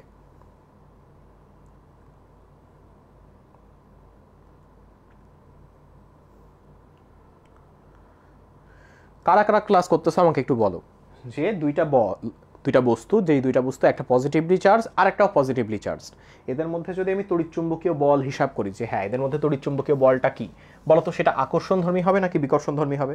হ্যাঁ, অলরেডি একজন লিখে ফেলছে বিকর্ষণধর্মী। কারণ আমি জানি এইটাও পজিটিভ এইটাও পজিটিভ। আর সমধর্মী চার্জ কি করে বলো তো? সমধর্মী চার্জ বিকর্ষণ করে। সমধর্মী চার্জ কি করে বলো? বিকর্ষণ করে। তাহলে যেহেতু দুইটাই পজিটিভ, আবার যদি এরকম হইতো যে দুইটা বস্তু এইটাও নেগেটিভ এইটাও নেগেটিভ, তখন আমি কি বলতাম? এই ক্ষেত্রেও বিকর্ষণ করে, কারণ সমধর্মী চার্জ, এটাও negative negative. Positive positive negative negative এরা পরস্পরকে কি করবে, বিকর্ষণ করবে। তো দুইটা চার্জিত বস্তুর মধ্যেই তো আমি তড়িৎচুম্বকীয় বল হিসাব করব। যখন দেখব তারা এরকম সমচার্জধর্মী আমি বলবো এদের মধ্যে যে তাড়িৎচুম্বকীয় বল সেটা হচ্ছে বিকর্ষণধর্মী তাড়িৎচুম্বকীয় বল। কিন্তু যদি এরকম হইতো যে একটা বস্তু নিয়ে আসলাম সে পজিটিভ চার্জে চার্জিত, তার পাশে একটা বস্তু আছে সে নেগেটিভ চার্জে চার্জিত, পজিটিভ নেগেটিভ পরস্পরকে কি করে, আকর্ষণ করে, কারণ এরা বিপরীতধর্মী চার্জ। ফলে এদের মধ্যে যে বলটা হবে সেটা কিন্তু আকর্ষণধর্মী বল হবে। সেটা কি হবে বলো, আকর্ষণধর্মী বল হবে। ঠিক আছে, এদের মধ্যে যে চার্জ হবে বা এদের মধ্যে যে বল কাজ করবে সেটা হচ্ছে আকর্ষণধর্মী বল। তাহলে এটা বোঝা গেছে যে কেন এটা আকর্ষণধর্মী হইতে পারে, বিকর্ষণধর্মী হইতে পারে। এখন যদি তুমি একটু বেশি ব্রিলিয়ান্ট হও, মানে বেশি ব্রিলিয়ান্ট না, আমি বলবো যে তুমি যদি একটু বেশি কিউরিয়াস হও, তাহলে তুমি একটু প্রশ্ন করবা যে ভাইয়া তড়িৎচুম্বকীয় বল কিন্তু শুধু দুইটা আহিত বা চার্জিত বস্তুর মধ্যেই কাজ করে না, এটা দুইটা চুম্বকের মধ্যেও কাজ করে। নাও ডিফাইন মি যে দুইটা চুম্বকের মধ্যে আকর্ষণ বিকর্ষণ কিভাবে হয়।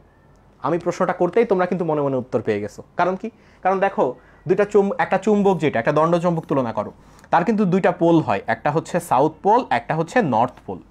এখন জীবনে কোনো না কোনো সময় এরকম দণ্ডচুম্বক তোমার হাতে আসছে, তুমি অদ্ভুতভাবে দেখছো যে দুইটা দণ্ডচুম্বকের যদি নর্থ পোল বা সাউথ পোলকে, ধরো নর্থ পোলের কাছাকাছি যদি আনো, দেখা যাবে এরা কি সমধর্মী পোল না, এরা কি পোল, সমধর্মী পোল, দুইটাই একই পোল, এরা পরস্পরকে কি করবে, ঠিক যেমন সমধর্মী চার্জ পরস্পরকে বিকর্ষণ করে, সমধর্মী পোল পরস্পরকে কি করবে বলো, বিকর্ষণ করবে। তুমি যদি উল্টায়ে এই সাউথ পোলের কাছে এই সাউথ পোলকে নিয়ে আসো, তখনও কি হবে, এই সাউথ পোল দুইটাই তো সমধর্মী পোল, সেই ক্ষেত্রেও কিন্তু বিকর্ষণ হবে। একমাত্র কোন ক্ষেত্রে আকর্ষণ হইতে পারে, তুমি যদি দণ্ডচুম্বকের যে নর্থ পোল বা সাউথ পোল তার কাছে, দেখো সাউথ পোলের কাছে তুমি যদি নর্থ পোল নিয়ে আসো বা নর্থ পোলের কাছে তুমি যদি সাউথ পোল নিয়ে আসো, এই নর্থ পোলকে তুমি যদি সাউথ পোলের কাছে নিয়ে আসো বা এই সাউথ পোলের কাছে তুমি যদি নর্থ পোলকে নিয়ে আসো, সেই ক্ষেত্রেই কেবলমাত্র কি হইতে পারে বলো, এই ক্ষেত্রে আকর্ষণ হইতে পারে। তার মানে তুমি যে একটু আগে বললা যে ভাইয়া চার্জিত বস্তুর মধ্যেও তড়িৎচুম্বকীয় বল হয়, চুম্বকের মধ্যেও তড়িৎচুম্বকীয় বল হয়, তাহলে দুইটাই আমি দেখাই দিলাম যে কিভাবে হয় এবং কেন আকর্ষণধর্মী বিকর্ষণধর্মী উভয় হয়, সেইটাও আমি ছবি আঁকায় দেখাই দিলাম। ক্লিয়ার? আচ্ছা, এইবার তোমাদের জন্য একটা কুইক টেস্ট, দেখি এই জিনিসটা কে বুঝছে। কুইক টেস্ট নিই, হ্যাঁ, সেটা হচ্ছে তুমি আমাকে বলো, এখান তো কুলম্ব বলের হিসাব হয় বলে দিলাম, তারপর তুমি আমাকে বলো একটু যে ধরো কোন একটা দুইটা বস্তু, আমি জানি না এই দুইটা বস্তুর মধ্যে কে কোন চার্জে চার্জিত, আমি তাদের মধ্যে যে কুলম্ব বল হিসাব করলাম, সেটার মান দিন শেষে বের হইলে হচ্ছে 45 নিউটন। তুমি আমাকে বলো তো যে এই 45 নিউটন যে বল, সেটা নিঃসন্দেহে কুলম্ব বল মানে কি, তড়িৎচুম্বক বল, তো এটা কি আকর্ষণধর্মী নাকি বিকর্ষণধর্মী? দেখি এবার কে বলতে পারে, কার মাথায় ঘিলু আছে একটু দেখি, এটা আকর্ষণধর্মী নাকি বিকর্ষণধর্মী বলো, এরা আকর্ষণধর্মী নাকি বিকর্ষণধর্মী, দেখি দ্রুত দ্রুত কে বলতে পারে একটু দেখি। যে কোনো একজন সাহস করে বলে ফেলো ভাই, কোনো সমস্যা নাই, যে কোনো একজন। আচ্ছা, মারিয়া বলতেছে বিকর্ষণ, বাকিরা কেউ কিছু বলতেছে না। আচ্ছা, নেওয়াজ বলতেছে আকর্ষণ। আচ্ছা, আর কি কি দেখি কে কি বলে। আবার জিম বলতেছে বিকর্ষণ, তারপর রামিম বলতেছে আকর্ষণ। আচ্ছা, আমি উত্তরটা বলি। দেখো, যখন বলছে 45 নিউটন, এখানে কিন্তু পজিটিভ 45 নিউটন প্লাস 45 নিউটন বোঝাইছে, নেগেটিভ কিন্তু বোঝাই নাই। এখন কুলম্ব বলের সূত্র কি, কুলম্ব বলের সূত্র হচ্ছে F সমান K into Q1 Q2 by R square, তাই না? এই জায়গাতে Q1 এবং Q2 হচ্ছে এই দুইটা বস্তুর মধ্যে কি পরিমাণ চার্জ আছে সেই চার্জের পরিমাণ, এবং এখানে ওই চার্জটাকে পজিটিভ এবং নেগেটিভ আকারে লিখতে হয়। ধরো এর মধ্যে চার্জ যদি থাকে +2 কুলম্ব, এইটাই যদি -3 কুলম্ব থাকে, তোমার এখানে +2 এবং -3 গুণ দিতে হবে, তাই না? এখন তুমি চিন্তা করে দেখো, আমি যে মানটা পাইছি, দেখো আমি যে মানটা এখানে পাইছি সেটা পজিটিভ, সেটা এখানে পজিটিভ। তুমি এখানে দেখো আর এর মান নেগেটিভ হইতে পারে না, কে এর মান নেগেটিভ হইতে পারে না, তার মানে পজিটিভ এবং নেগেটিভ হওয়া নির্ভর করে এই Q1 এবং Q2 এর গুণফল কি হবে। তাহলে এইটার মান পজিটিভ মানে Q1 এবং Q2 এর গুণফলও কি হয়েছে, পজিটিভ হয়েছে। এইটা পজিটিভ হওয়া মানে Q1 এবং Q2 এর গুণফল পজিটিভ হয়েছে। তার মানে এই পজিটিভ হওয়া কখন সম্ভব বলো তো, যদি Q1ও পজিটিভ হয়, Q2ও পজিটিভ হয়, অথবা আমি তো জানি মাইনাসে মাইনাসে প্লাস, তার মানে যদি Q1ও নেগেটিভ হয় Q2ও নেগেটিভ হয়, সেই ক্ষেত্রেই কেবলমাত্র Q1 Q2 এর গুণফল পজিটিভ হওয়া পসিবল, আর তখন Fটাও পজিটিভ হওয়া পসিবল। তার মানে যখনই তোমাকে কেউ বলবে কুলম্ব বলের মান 45 নিউটন, তুমি কি বুঝবা? প্লাস 45 পজিটিভ মান। পজিটিভ মান মানে যে দুইটা চার্জ আছে তারা সমধর্মী চার্জ। সমধর্মী চার্জের মধ্যে কি হয়? এই সমধর্মী চার্জে কি হয়? বিকর্ষণ হয়। তার মানে তুমি বলবা এই কুলম্ব বলটা হচ্ছে বিকর্ষণ বল। এই কুলম্ব বল কি বল বলো? বিকর্ষণ বল। এই কুলম্ব বলটা কি বল? বিকর্ষণ বল। দেখছো, সামান্য একটা কনসেপ্ট, তুমি ওইভাবে ভাবোই নাই অনেকে। যারা যারা ভাবছো কংগ্রাচুলেশনস, বাট যারা কনফিউজ ছিলা এই বিষয়টা তোমার কাছে ভেগ ছিল, তুমি এখন শিখে গেলা। এই একই জিনিস আমি যদি বলি যে হ্যাঁ কুলম্ব বল এফ এর মান হচ্ছে -23 নিউটন, কি বললাম? -23, তখন তুমি কি বুঝবা? তুমি বুঝবা হ্যাঁ এই জায়গাতে যেহেতু সূত্র এইটা, আরও নেগেটিভ হইতে পারে না, কেউ নেগেটিভ হইতে পারে না, নিঃসন্দেহে Q1 আর Q2 এর মানই নেগেটিভ। তো নেগেটিভ কখন হবে? নেগেটিভ তখনই হইতে পারে যে এইটা যদি পজিটিভ হয় এইটাকে নেগেটিভ হইতেই হবে, কারণ প্লাস মাইনাসে মাইনাস। আবার উল্টো যদি হয়, এটা যদি মাইনাস হয় এইটাকে প্লাস হইতেই হবে, কারণ প্লাস মাইনাস প্লাসে মাইনাস।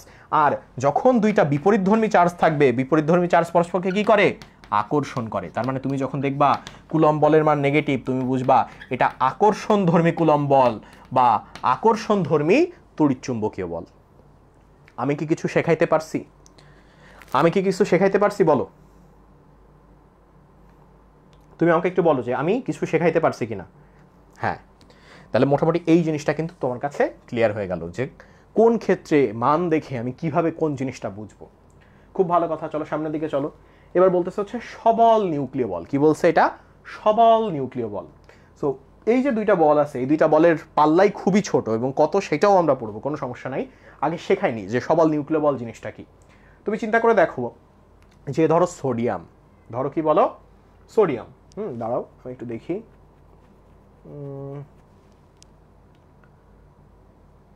হ্যাঁ দেখো কি বলতে পারি আমরা। ধরো হচ্ছে একটা সোডিয়াম পরমাণু, একটা সোডিয়াম পরমাণু। একটা পরমাণু কিভাবে গঠিত হয়? পরমাণুর মাঝখানে থাকে হচ্ছে নিউক্লিয়াস। পরমাণুর মাঝখানে কি থাকে? নিউক্লিয়াস। খুবই ক্ষুদ্র আকৃতির নিউক্লিয়াস, আমি তো বড় করে আঁকাইলাম। এবং কত ক্ষুদ্র আকৃতি? পরমাণুর যে আয়তন তার 10,000 ভাগের 1 ভাগ বা 1,00,000 ভাগের 1 ভাগ হচ্ছে একটা নিউক্লিয়াসের আয়তন। চিন্তা করো, পুরো একটা পরমাণু তার 10,000 ভাগের 1 ভাগ আয়তন হচ্ছে নিউক্লিয়াসের, বা 1,00,000 ভাগের 1 ভাগ আয়তন হচ্ছে নিউক্লিয়াসের। এটা কেমিস্ট্রি বই অনুসারে, ঠিক আছে? তাহলে এই যে নিউক্লিয়াস, এই নিউক্লিয়াসের মধ্যে কি কি থাকে বলো তো? প্রোটন থাকে এবং নিউট্রন থাকে। একটা অদ্ভুত জিনিস খেয়াল করে দেখো, সোডিয়াম পরমাণু যখন আমি বলতেছি, নিঃসন্দেহে এই জায়গাতে কয়টা প্রোটন আছে? কয়টা প্রোটন আছে বলো তো? আমার 11টা প্রোটন আছে, কারণ সোডিয়ামের পারমাণবিক সংখ্যা 11। পারমাণবিক সংখ্যা মানেই হচ্ছে প্রোটন সংখ্যা। নিউট্রন যে কয়টায় থাকুক, নিউট্রন কিন্তু চার্জবিহীন, সুতরাং নিউট্রনের চার্জ নিয়ে আমার কোনো সমস্যা নাই। নিউট্রনের বেশি থাকা কম থাকা নিয়েও আমার কোনো সমস্যা নাই। কিন্তু এই যে প্রোটনগুলো কি চার্জে চার্জিত? পজিটিভ চার্জে চার্জিত। প্রোটনগুলো কি চার্জে চার্জিত? পজিটিভ চার্জে চার্জিত। এখন আমার সমস্যাটা কি হচ্ছে ভাই? এতগুলো প্রোটন, 11টা প্রোটন, সোডিয়ামের ক্ষেত্রে চিন্তা করো, 11টা প্রোটন কাছাকাছি গায়ে লেগে আছে, এর মধ্যে প্রত্যেকটা প্রোটন কিন্তু পজিটিভলি চার্জড। তার মানে প্রত্যেকটা প্রোটনকে বলতেছে এই তুই সমধর্মী আমার, তুই আমার থেকে দূরে সরে যা, আমি তোরে বিকর্ষণ করি। এই তুইও আমার থেকে দূরে সরে যা, আমি তোরে বিকর্ষণ করি। 11টা প্রোটন বাকি 10টা প্রোটনরে বলতেছে, হ্যাঁ, যে আশেপাশে যে 10টারে দেখতেছে ও তো নিজে 11 নাম্বার, বলতেছে এই তোরা দূরে সরে যা, সবাই পজিটিভলি চার্জড, আমি তোদের বিকর্ষণ করি। কিন্তু তার সত্ত্বেও এই নিউক্লিয়াস কিন্তু ভেঙে যাচ্ছে না। নিউক্লিয়াস কিন্তু নিউক্লিয়াসের মতোই ফর্ম হয়ে আছে, নিউক্লিয়াস ভেঙে বিস্ফোরিত হচ্ছে না। তাহলে নিঃসন্দেহে কোনো একটা বল, যেই বলটা এদের মধ্যে যে বিকর্ষণ বল আছে, এই বলো চার্জের মধ্যে যে বিকর্ষণ বল থাকে বা আকর্ষণ বল থাকে, সেটা কোন বল? কুলম্ব বল। তাহলে এদের মধ্যে যে বিকর্ষণ বল আছে সেটা হচ্ছে কুলম্ব বল। তাহলে আমি ধারণা করতে পারছি কুলম্ব বলটা যদি অনেক বেশি হইতো তাইলে এই জিনিসটা বিস্ফোরিত হয়ে যাইতো, মানে বিকর্ষণ করে। কিন্তু এমন একটা বল এখানে কাজ করতেছে যেই বলটা এই কুলম্ব বলের থেকেও বেশি। এমন একটা অজ্ঞাত বল এখানে কাজ করছে যেই বলটা এই কুলম্ব বলের থেকে বেশি, যার ফলে কুলম্ব বল কিচ্ছু করতে পারছে না। ওই অজ্ঞাত বল প্রত্যেকটা প্রোটনকে সমধর্মী হওয়ার সত্ত্বেও, সবাই পজিটিভ চার্জ হওয়ার সত্ত্বেও, পরস্পরকে বিকর্ষণ করার সত্ত্বেও একত্রে ধরে আছে। এই বলটার নামই দেওয়া হয় হচ্ছে সবল নিউক্লিয় বল। কি নাম দেওয়া হয় বলো? সবল নিউক্লিয় বল। তার মানে তুমি একটা জিনিস আগেই ক্লিয়ার হয়ে গেলা যে নিঃসন্দেহে এই বল অনেক শক্তিশালী, কুলম্ব বলের থেকে তো বটেই, ও সব থেকে শক্তিশালী মৌলিক বল। তাহলে সবল নিউক্লিয় বলটা কি বলো? সবচেয়ে শক্তিশালী মৌলিক বল। আমরা তুলনাও পড়ব, সবচেয়ে শক্তিশালী মৌলিক বল এটা হচ্ছে কি বল বলো? আমার এই সবল নিউক্লিয় বল। বোঝা গেছে তাহলে সবল নিউক্লিয় বলের কনসেপ্ট। এখন তুমি চিন্তা করে দেখো, যদি সবল নিউক্লিয় বলের রেঞ্জ মানে কি? বলটা যতদূর কাজ করতে পারে, যদি সবল নিউক্লিয় বলের রেঞ্জ এই নিউক্লিয়াসের থেকে একটু বাইরের দিকে হইতো, তখন কি হইতো? আরে ভাই, প্রোটনের ভর কিন্তু অনেক ভর। সেইখানে দেখা যায় প্রোটনের ভরের 1870 ভাগের 1 ভাগ হচ্ছে ইলেকট্রনের ভর। আমার কথায় কি কোনো ভুল আছে? নাই। প্রোটনের ভরের বা নিউট্রনের ভরের 1870 ভাগের 1 ভাগ হচ্ছে ইলেকট্রনের ভর। যদি এই সবল নিউক্লিয় বলের পাল্লা বা রেঞ্জ বা কাজ করার ক্ষমতা এই যে নিউক্লিয়াসের আরো বাইরে হইতো, তখন কি হইতো? ইলেকট্রন আর কক্ষপথে থাকতে পারতো না, ঘরে ঘরে দুর্গ গড়ে উঠতো। দেখা যায় তো এই ইলেকট্রন বলতেছে, ওমা আমারে এত আদর করে ডাকতেছে, আমি গেলাম, আমি নিউক্লিয়াসের মধ্যে গেলাম। তখন পরমাণুর চারপাশে যে শক্তি স্তরে ইলেকট্রন থাকার কথা, সবাই এসে এই নিউক্লিয়াসের মধ্যে হামলে পড়ে না। তার মানে তুমি বুঝতে পারছো কি, যে হ্যাঁ, সবল নিউক্লিয় বল শক্তিশালী, কিন্তু এর রেঞ্জ নিউক্লিয়াসের বাইরে না, এর রেঞ্জ খুব বেশি না। কারণ খুব বেশি হইলে খুব বড় বিপদ ঘটে যাইতো, সব ইলেকট্রন নিউক্লিয়াসে এসে লাভ দিত। এর রেঞ্জ খুবই ছোট, খুব অল্প জায়গা জুড়ে কাজ করে। ঠিক আছে, এবং রেঞ্জটা কত? এর রেঞ্জ হচ্ছে 10⁻⁻15 মিটার। কত বলো? 10⁻⁻, এর রেঞ্জ হচ্ছে 10⁻⁻15 মিটার। এত ক্ষুদ্র, অর্থাৎ নিউক্লিয়াসের থেকেও ক্ষুদ্র। নিউক্লিয়াসের যে ব্যাসার্ধ তার থেকেও ক্ষুদ্র হচ্ছে এর পাল্লা, কিন্তু খুবই শক্তিশালী। তো দেখো, সেই কথাগুলোই বইতে বলছে হচ্ছে যে সবল নিউক্লিয় বল সেটা হচ্ছে এই নিউক্লিয়াস হচ্ছে প্রোটন নিউট্রন দিয়ে তৈরি, এবং এই নিউক্লিয়াসে যে প্রোটন ও নিউট্রনের সমষ্টিটাকে আমরা বলি নিউক্লিয়ন। এই জিনিস তো জানো, নিউক্লিয়াস যা দ্বারা তৈরি সেটাকে বলা হয় নিউক্লিয়ন, সে হোক প্রোটন হোক নিউট্রন। ঠিক আছে, তো নিউক্লিয়াসের মধ্যে বিকর্ষণ বল বা কুলম্ব বলের থেকেও যেটা অধিক, সেটা হচ্ছে আমার এই সবল নিউক্লিয় বল। এবং এখানে বলতেছে যে সবল নিউক্লিয় বল সেটা আমরা যেমন পড়লাম মহাকর্ষ বল গ্রাভিটন কণার হচ্ছে পারস্পরিক বিনিময় হয়, আমরা পড়লাম তাড়িৎচুম্বক বল সেটা ফোটন কণার বিনিময় হয়। ঠিক তেমনি সবল নিউক্লিয় বল মেসন বা আরেকটা নাম আছে পায়োন, কি বললাম? মেসন বা পায়োন, এই যে কোনো একটা কণার বিনিময়ের মাধ্যমে সবল নিউক্লিয় বলটা কার্যকর হয়। ঠিক আছে, আচ্ছা, বৈশিষ্ট্যগুলো কি কি পড়লাম? প্রথমটা পড়ছিলাম হচ্ছে এটা আকর্ষণধর্মী, আগেই পড়লাম। তার মানে আমি মহাকর্ষ বলকে যেমন আকর্ষণধর্মী পাইছিলাম, যে প্রোটনকে আকর্ষণ করে, কখনো কাউকে বিকর্ষণ করে না, সবল নিউক্লিয় বলও সবসময় কি বলো? আকর্ষণধর্মী। তাহলে যদি তোমাকে কেউ জিজ্ঞাসা করে কোন দুটি মহাকর্ষ বল সবসময় আকর্ষণধর্মী, আমি কিন্তু এমসিকিউই বলছি, কোন দুটি মহাকর্ষ বল সর্বদা আকর্ষণধর্মী, তুমি কি উত্তর দিবা? মহাকর্ষ বল এবং সবল নিউক্লিয় বল। কোন দুইটা বল সবসময় আকর্ষণধর্মী? মহাকর্ষ বল এবং সবল নিউক্লিয় বল। ঠিক আছে, ওকে, খুব ভালো কথা। তো এবার বলতেছে এরা চার্জ নিরপেক্ষ। এই চার্জ নিরপেক্ষ মানে কি? ওই যে ও কিন্তু নিউট্রন, দেখো এই যে আমরা বলছি প্রোটন ও নিউট্রন দ্বারা, ও নিউট্রনকে প্রোটনের সাথে জড়ো করে রাখে, প্রোটনকে প্রোটনের সাথে জড়ো করে রাখে। অর্থাৎ ও যখন কাজ করতেছে, ও দেখতেছে না আচ্ছা প্রোটন পজিটিভ চার্জ, তাহলে ওদেরকে একত্রে করে রাখি না, ও দেখতেছে নিউক্লিয়াসের মধ্যে আসি, আশেপাশে যত নিউক্লিয়ন আছে, সে হোক প্রোটন হোক নিউট্রন, হোক চার্জ থাক কি হোক চার্জ নাই, আমার কিছু যায় আসে না, আমার কাজ হচ্ছে এদের একত্রে রাখা। তার মানে ও হচ্ছে চার্জ নিরপেক্ষ, ও চার্জ দেখে কাজ করে না, ও যাকেই পায় তাকেই একসাথে জড়ো করে রাখে। এবং বলছে যে এটা নিউক্লিয়াসের বাইরে ক্রিয়াশীল না, তার মানে এর পাল্লা খুবই কম, যেটা এখানেই বলছে স্বল্প পাল্লা। তাহলে বোঝা গেছে সবল নিউক্লিয় বল সম্পর্কে যে কথাগুলো, সেগুলো ক্লিয়ার হয়েছে। ওকে, খুব ভালো কথা। এবার চলে আসো হচ্ছে দুর্বল নিউক্লিয় বলে। এই কেউ আসো ক্লাসে? আমি তো টের পাচ্ছি না যে ক্লাসে আসো কিনা। আচ্ছা, দুর্বল নিউক্লিয় বল জিনিসটা কি? দেখো, প্রকৃতিতে কিছু কিছু পদার্থ আছে যারা হচ্ছে তেজস্ক্রিয় পদার্থ, এবং তেজস্ক্রিয় পদার্থের সব থেকে বড় বৈশিষ্ট্য হচ্ছে এরা স্বতঃস্ফূর্তভাবেই নিজেরা ভেঙে যায়। বড় বড় তেজস্ক্রিয় যে মৌলগুলো আছে সেগুলো ভেঙে ক্ষুদ্র ক্ষুদ্র অনেক মৌলে পরিণত হয়। কিন্তু এর মধ্যে যে ঘটনাটা ঘটে যায় সেটা হচ্ছে অনেক পরিমাণ এনার্জি ইমিট হয়, অনেক শক্তি নির্গত হয়। ঠিক আছে, তো এই শক্তিগুলো আমরা কিভাবে দেখি? এই শক্তিগুলো 3 ধরনের রশ্মি, আলফা রশ্মি, বিটা রশ্মি এবং গামা রশ্মি, এই 3 ধরনের রশ্মি আকারে কিন্তু বাইরে বের হয়ে আসে। ঠিক আছে, আচ্ছা, এখন সমস্যা কি বাদলো? সমস্যা বাদলো একটা বিশেষ সমীকরণে গিয়ে। কোন সমীকরণে? দেখা যাচ্ছে যে কোনো একটা তেজস্ক্রিয় নিউক্লিয়াস থেকে যখন আমি দেখতেছি শুধু বিটা কণা নিঃসরণ হচ্ছে, কোন কণা? বিটা কণা, আলফা বিটা গামা, তার মধ্যে বিটা কণা যখন নিঃসরণ হচ্ছে তখন বিটা কণার সাথে কিছু পরিমাণ শক্তিও নির্গত হয়। বিটা কণার সাথে কি হয় বলো? কিছু শক্তিও নির্গত হয়। খুব ভালো কথা।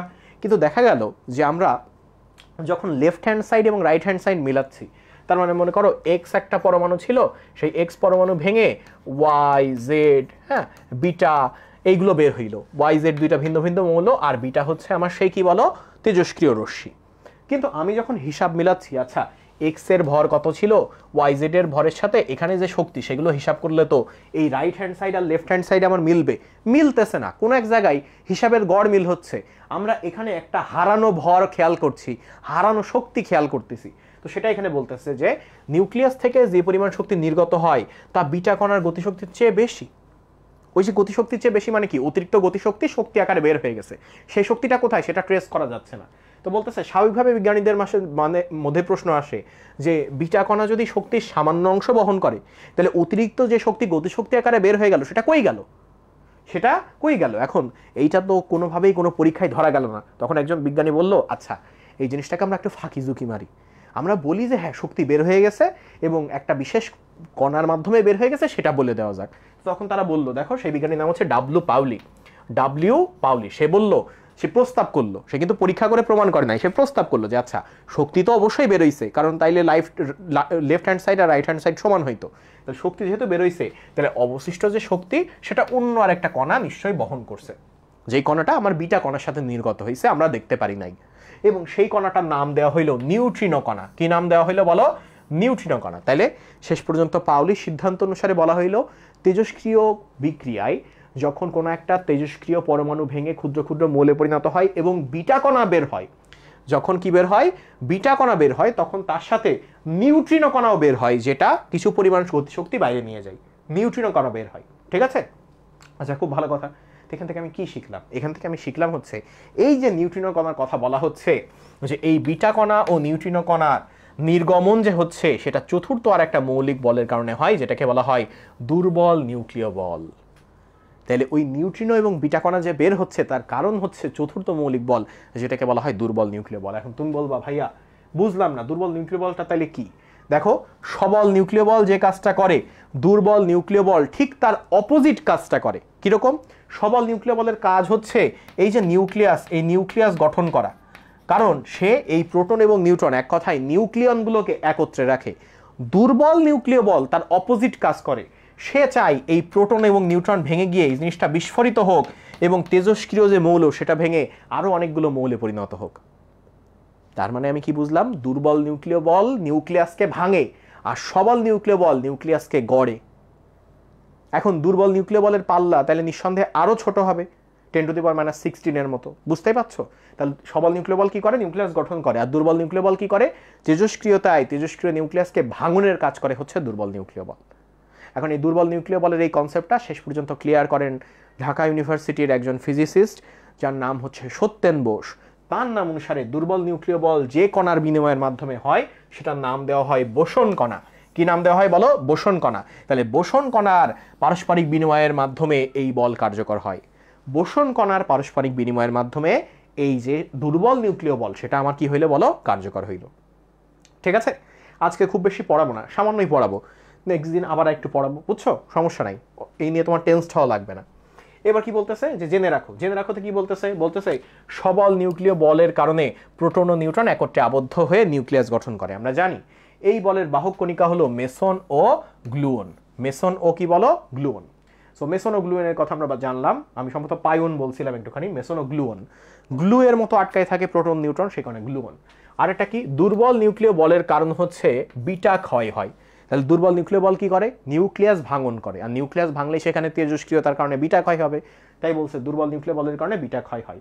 এবং এই যে আমার দুর্বল নিউক্লিয় বল সেটার বাহক হচ্ছে বোসন কণা। বোসন কণা দুই ধরনের, একটা হচ্ছে ডাব্লু বোসন আর একটা হচ্ছে জেড বোসন।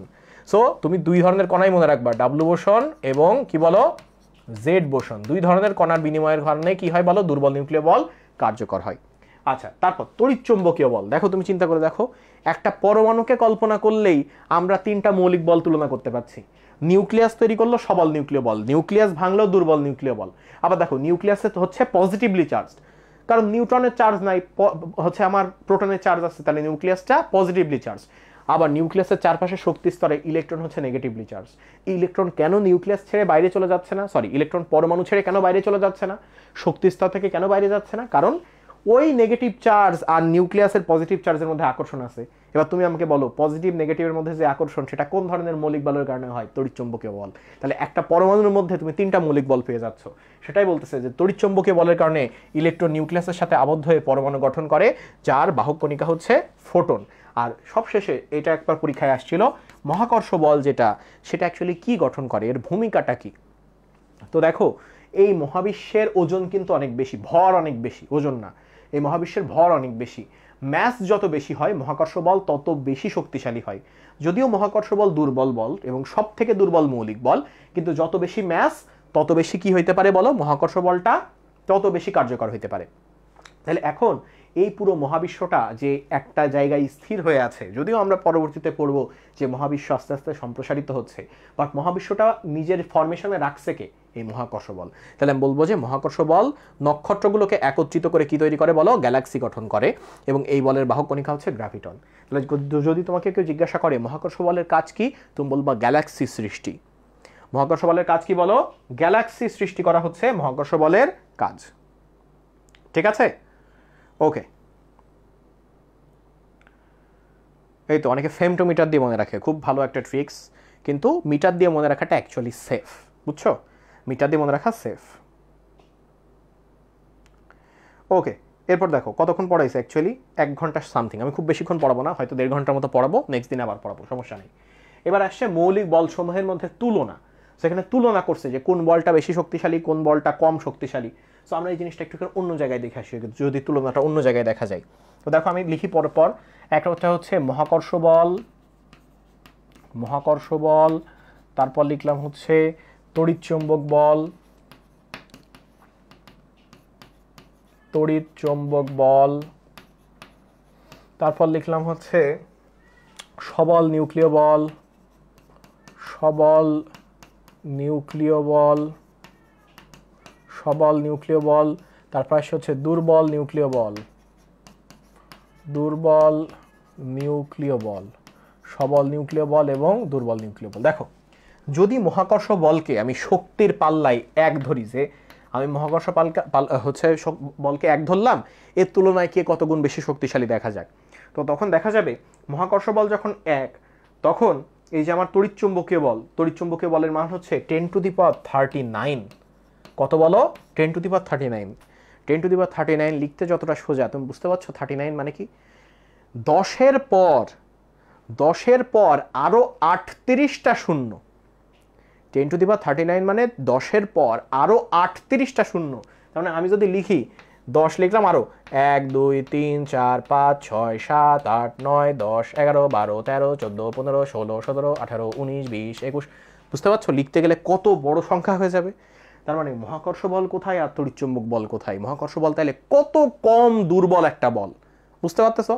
আচ্ছা, এবার ওই মহাকর্ষ বলকে যদি আমি 1 ধরি, তাহলে সবল নিউক্লিয় বল হয়ে যায় তার 10⁻41 গুণ, 10⁻41 গুণ।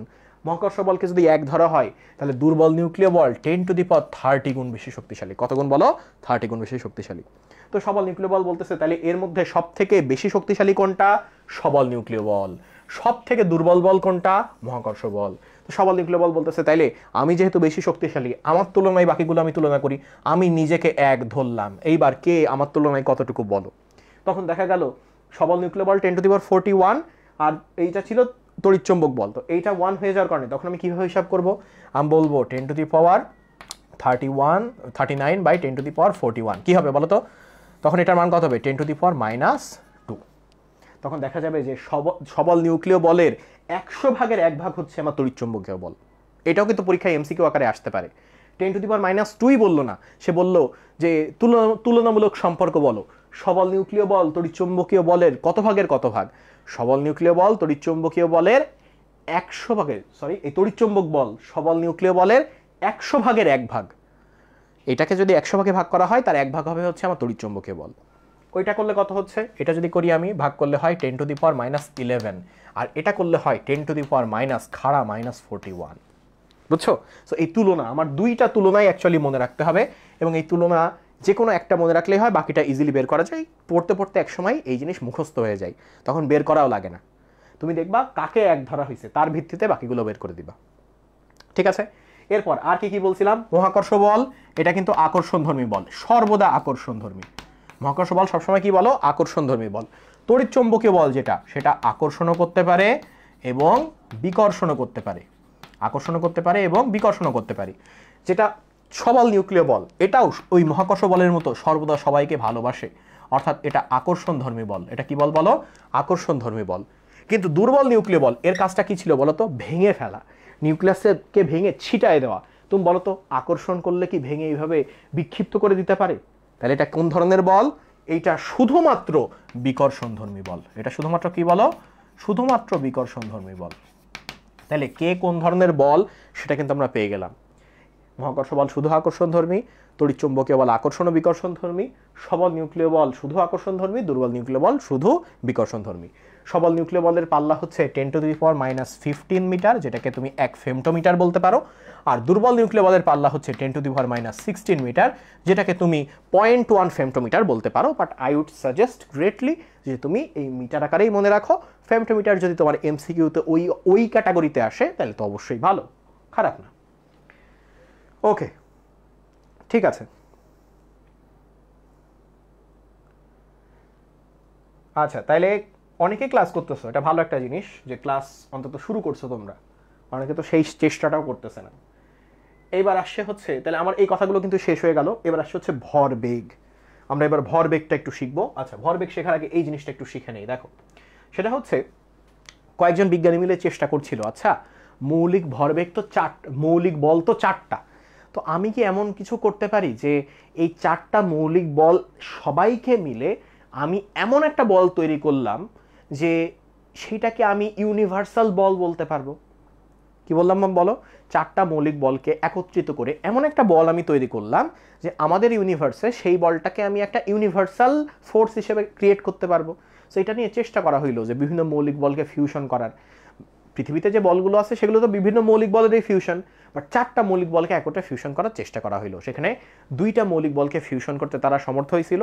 এবং আমার এখনো মনে আছে যে যেদিন আমার মেডিকেল ভর্তি পরীক্ষা হয় তার আগের দিন রাত্রেবেলাও আমি ফিজিক্স বই উল্টাইতে ঠিক এই পৃষ্ঠায় এসে ঠিক এই অংশটুকু একবার পড়ছিলাম, এবং এই অংশেই আমার পরের দিন সকালবেলা গিয়ে দেখি প্রশ্ন চলে আসছে। সো প্রশ্নটা কি ছিল? প্রশ্নটা ছিল হচ্ছে যে সালাম, ওয়েনবার্গ এবং গ্লসো, 3জন বিজ্ঞানী, আব্দুস সালাম পাকিস্তানের, ওয়েনবার্গ এবং গ্লসো, এই 3জন বিজ্ঞানী দীর্ঘদিন গবেষণা করে কোন 2টা বলের মধ্যে ফিউশন ঘটাইতে পারছেন। 2টা বল কারা কারা দেখো? এক হচ্ছে দুর্বল নিউক্লিয় বল এবং তড়িৎ চুম্বকীয় বল। কি কি বল বলো? দুর্বল নিউক্লিয় বল ও তড়িৎ চুম্বকীয় বল। এই 2টা বলের মধ্যে ফিউশন ঘটানোর যে তত্ত্ব বা থিওরি, সেটাকে তারা নাম দিয়েছেন সালাম ওয়েনবার্গ তত্ত্ব। কি নাম দিয়েছেন তারা? সালাম ওয়েনবার্গ তত্ত্ব। এই বোঝা গেছে? তাহলে সালাম ওয়েনবার্গ তত্ত্বে প্রশ্ন আসে এভাবে, সালাম ওয়েনবার্গ তত্ত্বে কোন 2টা মৌলিক বলের মধ্যে সম্পর্ক স্থাপন করা গেছে? এক হচ্ছে দুর্বল নিউক্লিয় বল, আর একটা হচ্ছে তড়িৎ চৌম্বক বল। দুর্বল নিউক্লিয় বল এবং কি বলো? তড়িৎ চৌম্বক বল। মনে থাকবে? কথাটা কি মনে থাকবে বলো? আচ্ছা, অধ্যায়টা কি 2 দিন লাগবে? অধ্যায় অ্যাকচুয়ালি একদিনে পড়ে ফেলা সম্ভব, এবং আমরা মেডিকেল অ্যাডমিশন টেস্টে একটু বেশি সময় নিয়ে একদিনেই পড়ে ফেলি। বাট আজকে আমরা অধ্যায়টা 2 ভাগে পড়ব, বুঝছো? আজকে অর্ধেক পড়ছি, আগামীকাল রাত 10টার সময় বাকি অর্ধেক পড়ব। আজকে কত তারিখ অ্যাকচুয়ালি? আজকে 14 তারিখ। সো আগামীকাল রাত্রেবেলা আমরা বাকি অর্ধেক পড়বো, এনে কোনো সমস্যা নাই। ওকে, দেখো এবার চলে আসছে ভরবেগ বা মোমেন্টাম। ভরবেগ বা মোমেন্টাম, এই জিনিসটা আমরা একটু দেখবো, কারণ বিভিন্ন জায়গায় মোমেন্টাম শব্দটা আমরা শিখছি, বাট মোমেন্টাম অ্যাকচুয়ালি কী ধরনের কাজ করতে পারে সেটা আমরা শিখি নাই। দেখো, তো নামেই পরিচয়, যেহেতু বলছে ভর এবং বেগ, তার মানে আমি বুঝতে পারছি ভর ও বেগের গুণফলকে বলা হয় হচ্ছে ভরবেগ। এখন চিন্তা করে দেখো, ভর কিন্তু একটা স্কেলার রাশি। ভর কি রাশি? বড় একটা স্কেলার রাশি। সেখানে বেগ কিন্তু একটা ভেক্টর রাশি। যখন একটা স্কেলারের সাথে একটা ভেক্টর গুণ হয়, তখন তাদের সম্মিলিত গুণফলটাও কিন্তু আমার ভেক্টর হয়ে যায়। একটা স্কেলারের সাথে একটা ভেক্টর গুণ হইলে তাদের গুণফলটাও একটা ভেক্টর হয়ে যায়। তার মানে আমার ভরবেগটাও কি রাশি? একটা ভেক্টর রাশি। তো সেইটাই দেখো সংজ্ঞায় লিখছে যে বস্তুর ভর ও বেগের সমন্বয়ে বস্তুতে যে ধর্মের উদ্ভব হয় সেটাকে বস্তুর ভরবেগ বলে। হ্যাঁ, তো বস্তু তাইলে আমি সরাসরি গুণ করেই কিন্তু ভরবেগ বের করতে পারছি। পরীক্ষায় একটা কোশ্চেন আসছিল একবার যে ভরবেগকে আমরা কিসের সমানুপাতিক বলতে পারি। দিয়ে নিচে অনেকগুলো রাশির নাম লেখা ছিল, এখানে কিন্তু দেওয়া আছে গতি জড়তা ভরবেগের সমানুপাতিক। কি বললাম? গতি জড়তা ভরবেগের সমানুপাতিক। প্রশ্নটা কি বা এই স্টেটমেন্টটা কি? গতি জড়তা। এখন তুমি আমাকে বললো ভাইয়া গতি জড়তা জিনিসটা অ্যাকচুয়ালি কি? দাঁড়াও, গতি জড়তা তোমাকে আমি বোঝাই। ধরো এই একটা হচ্ছে পেন্ডুলাম, এই একটা কি বলো? পেন্ডুলাম। এই পেন্ডুলামটাকে তুমি দোল দিলা, এই পেন্ডুলামটা এই পর্যন্ত উঠলো, উঠে আবার সে এই দিক থেকে এখানে গিয়ে থামবে? বলো থামবে না, সে আবার এই দিকে চলে আসবে, আবার এইখান থেকে সে এই দিকে চলে আসবে, এদিক থেকে এখানে আসবে। আচ্ছা তুমি আমাকে বলো তো, এই পেন্ডুলামটা সে তো এখানেই ছিল, আমি যখন এটার একটা টোকা দিলাম সে এইখানে গিয়ে আবার কেন এইখানে এসে থামলো না? সে কেন আবার এইদিকে চলে গেল? তুমি তখন বলবা ভাইয়া ওর তো একটা গতি তৈরি হয়েছিল, আপনি যখন এখানে ফোর্স প্রয়োগ করছেন ও উপরে গিয়ে এই জায়গায় কিন্তু স্থির হয়ে গেছে, তখন ওর ভি কিন্তু 0 হয়ে গেছে, ওইখানে আর বেগ নাই বলে ও উপরে উঠতে পারে নাই। কিন্তু ওর মধ্যে তখন উপরে উঠার কারণে স্থিতিশক্তি জমা হয়েছিল, সেই স্থিতিশক্তি আবার গতিশক্তি আকারে নিচে যখন এখানে আসছে, এইখানে ওর একটা ভি আছে এবং সেই ভিটা হচ্ছে ম্যাক্সিমাম পরিমাণ ভি। সেই ভিটা কি বলো? ম্যাক্সিমাম। সেই ভিটা হচ্ছে ম্যাক্সিমাম পরিমাণ ভি। ওই ভি এর কারণে, ওই গতির কারণে ও এখানে থামতে পারে নাই, সেই কারণে ও আবার এদিক চলে গেছে, আবার যখন এখানে আসছে এখানেও ওর ভি সর্বোচ্চ, ওই গতির কারণে থামতে পারে নাই। তখন আমি তোমাকে জিজ্ঞাসা করব, এই অধ্যায়ের শুরুতে আমি জড়তা পড়াইছিলাম, জড়তার সংজ্ঞা কি ছিল? তুমি বলবা কোনো বস্তু যে অবস্থায় থাকে, যে গতির অবস্থায় থাকে, সেই গতির অবস্থা বজায় রাখতে চাওয়াকেই জড়তা বলে। তো ও এখানে এসে গতিশীল থাকতে চাইছিল, ও এখানে এসে গতিশীল আছে, ও গতিশীলই থাকতে চাইছে, ও স্থির হয় নাই, তার মানে এটা কি ওর গতি জড়তা না? তাহলে এইটাই হচ্ছে গতি জড়তা, বোঝা গেছে? এই গতি জড়তার কারণে ও এখানে থামতে পারছে না। এখন তুমি চিন্তা করো, এই যে আমার যে পেন্ডুলামে যে বব, এটাকে বব বলা হয়, এই ম্যাস যদি আমি অনেক বেশি করি, তাহলে চিন্তা করো ভি মনে করো সব ক্ষেত্রে সেম, পি দিয়ে ভরবেগ বোঝায় না, পি সমান তো এম ভি। তো মনে করো আমি ভি সব জায়গায় সেম, আমি এম ক্রমাগত বাড়াচ্ছি বা এই পেন্ডুলামের ববের ভর ক্রমাগত বাড়াচ্ছি, তখন কি হবে বলো তো? আমার ভরবেগ বাড়বে। ভরবেগ বাড়লে কি হবে জানো? আগে যে পরিমাণ গতি জড়তা নিয়ে সে যাইতো, তার থেকে বেশি গতি জড়তা এখানে দেখা যাবে। কিভাবে? আগে এই ববটা ঠেকাইতে তোমার যে পরিমাণ বল লাগতো, তুমি বললা আমি এখানে হাত দেবো, হাত দিয়ে ও যখন আসবে এখানে আমি ঠেকাবো, অপোজিট দিকে বল প্রয়োগ করে আমি ওর গতিকে থামাই দেবো। দেখবা ওর ভর যখন বাড়বে, ওর কি বাড়বে? ভর যখন বাড়বে তখন ওই হাতে এসে লাগলে দেখা যাবে বেশি বল প্রয়োগ করতে হচ্ছে ওকে থামাইতে। একটা সময় ভর যদি অনেক বাড়াই ফেলো, তুমি বল প্রয়োগ করে ওকে থামাইতে পারতেছো না। তার মানে কি? তুমি যত বেশি ভর প্রয়োগ করতেছো বা যত বেশি ভরবেগ বাড়াচ্ছ, ওর গতি জড়তা তত বেশি বাড়ছে। তাহলে তুমি একটা জিনিস শিখলা, গতি জড়তা ভরবেগের সমানুপাতিক। কি শিখলা বলো? গতি জড়তা ভরবেগের সমানুপাতিক। সেটাই বলছে যে গতি জড়তা আমার ভরবেগের সমানুপাতিক এবং এটা একটা ভেক্টর রাশি। তো এখানে ভরবেগের এককটা কি দেখো?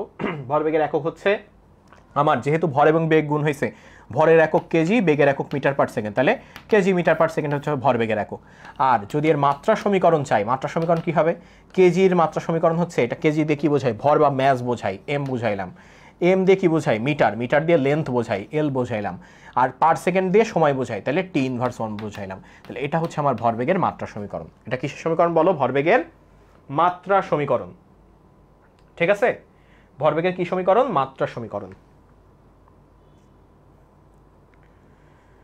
ওকে, মেগা এক্সাম কবে হবে? মেগা এক্সামে যে তোমাদের যে ক্লাসগুলো আছে, হাফিজ ভাইয়ের কয়েকটা ক্লাস বাকি আছে, আমি আগামীকালকে এই অধ্যায়টা শেষ করব। মোটামুটি এইগুলো হইলেই তোমাদের মেগা এক্সাম হবে। এবং তোমাদের জন্য একটা সুখবর আছে, এই সুখবরটা আগে ভাগেই আমি একটু দিয়ে ফেলি।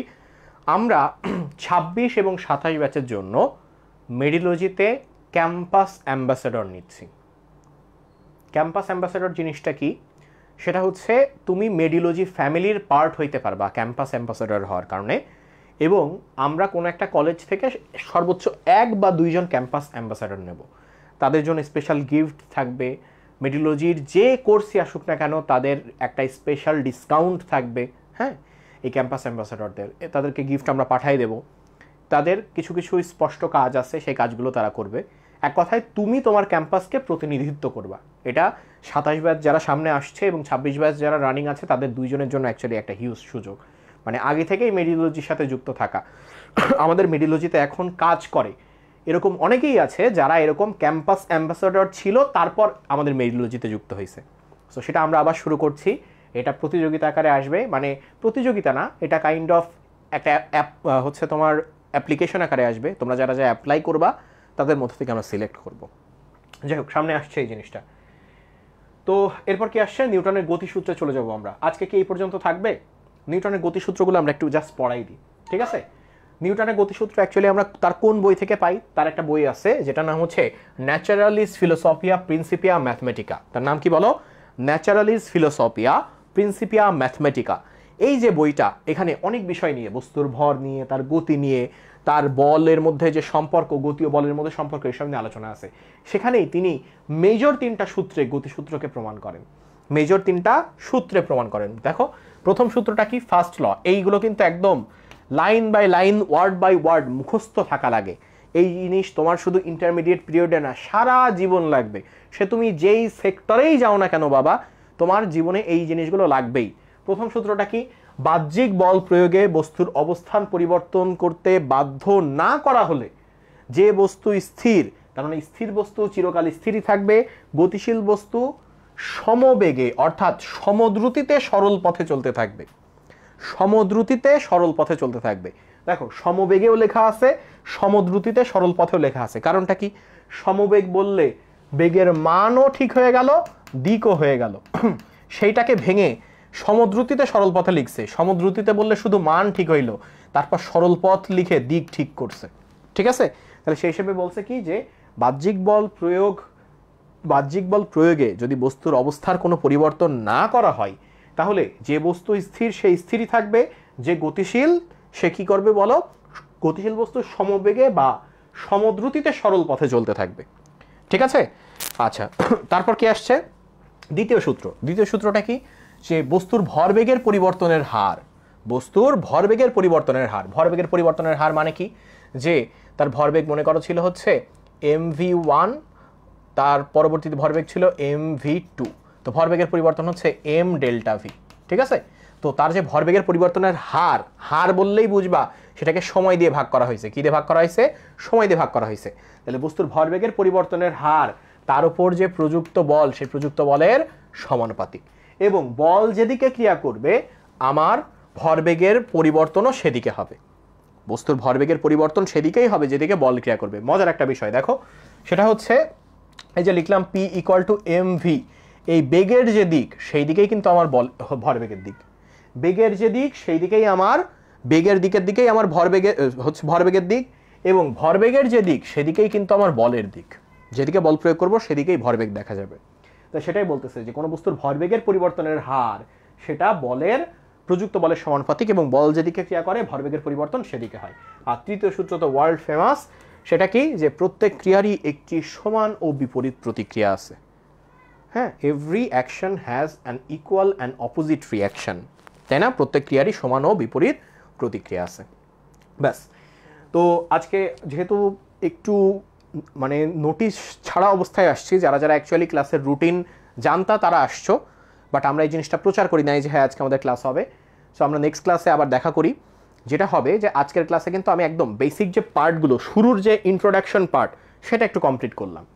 নেক্সট ক্লাসে আমরা যে জিনিসটা করব, দেখো প্রথম গতিসূত্র সেটার আলোচনা, দ্বিতীয় গতিসূত্রের আলোচনা, তৃতীয় গতিসূত্রের আলোচনা, তারপর এগুলোর যে বাস্তবিক প্রয়োগ, সেই বাস্তবিক প্রয়োগগুলো কোথায় কোথায় আছে, বলের ঘাত কি, ঘাত বল কি, এদের মধ্যে পার্থক্য কি, কোনটার একক কি, কোনটার মাত্রা কি।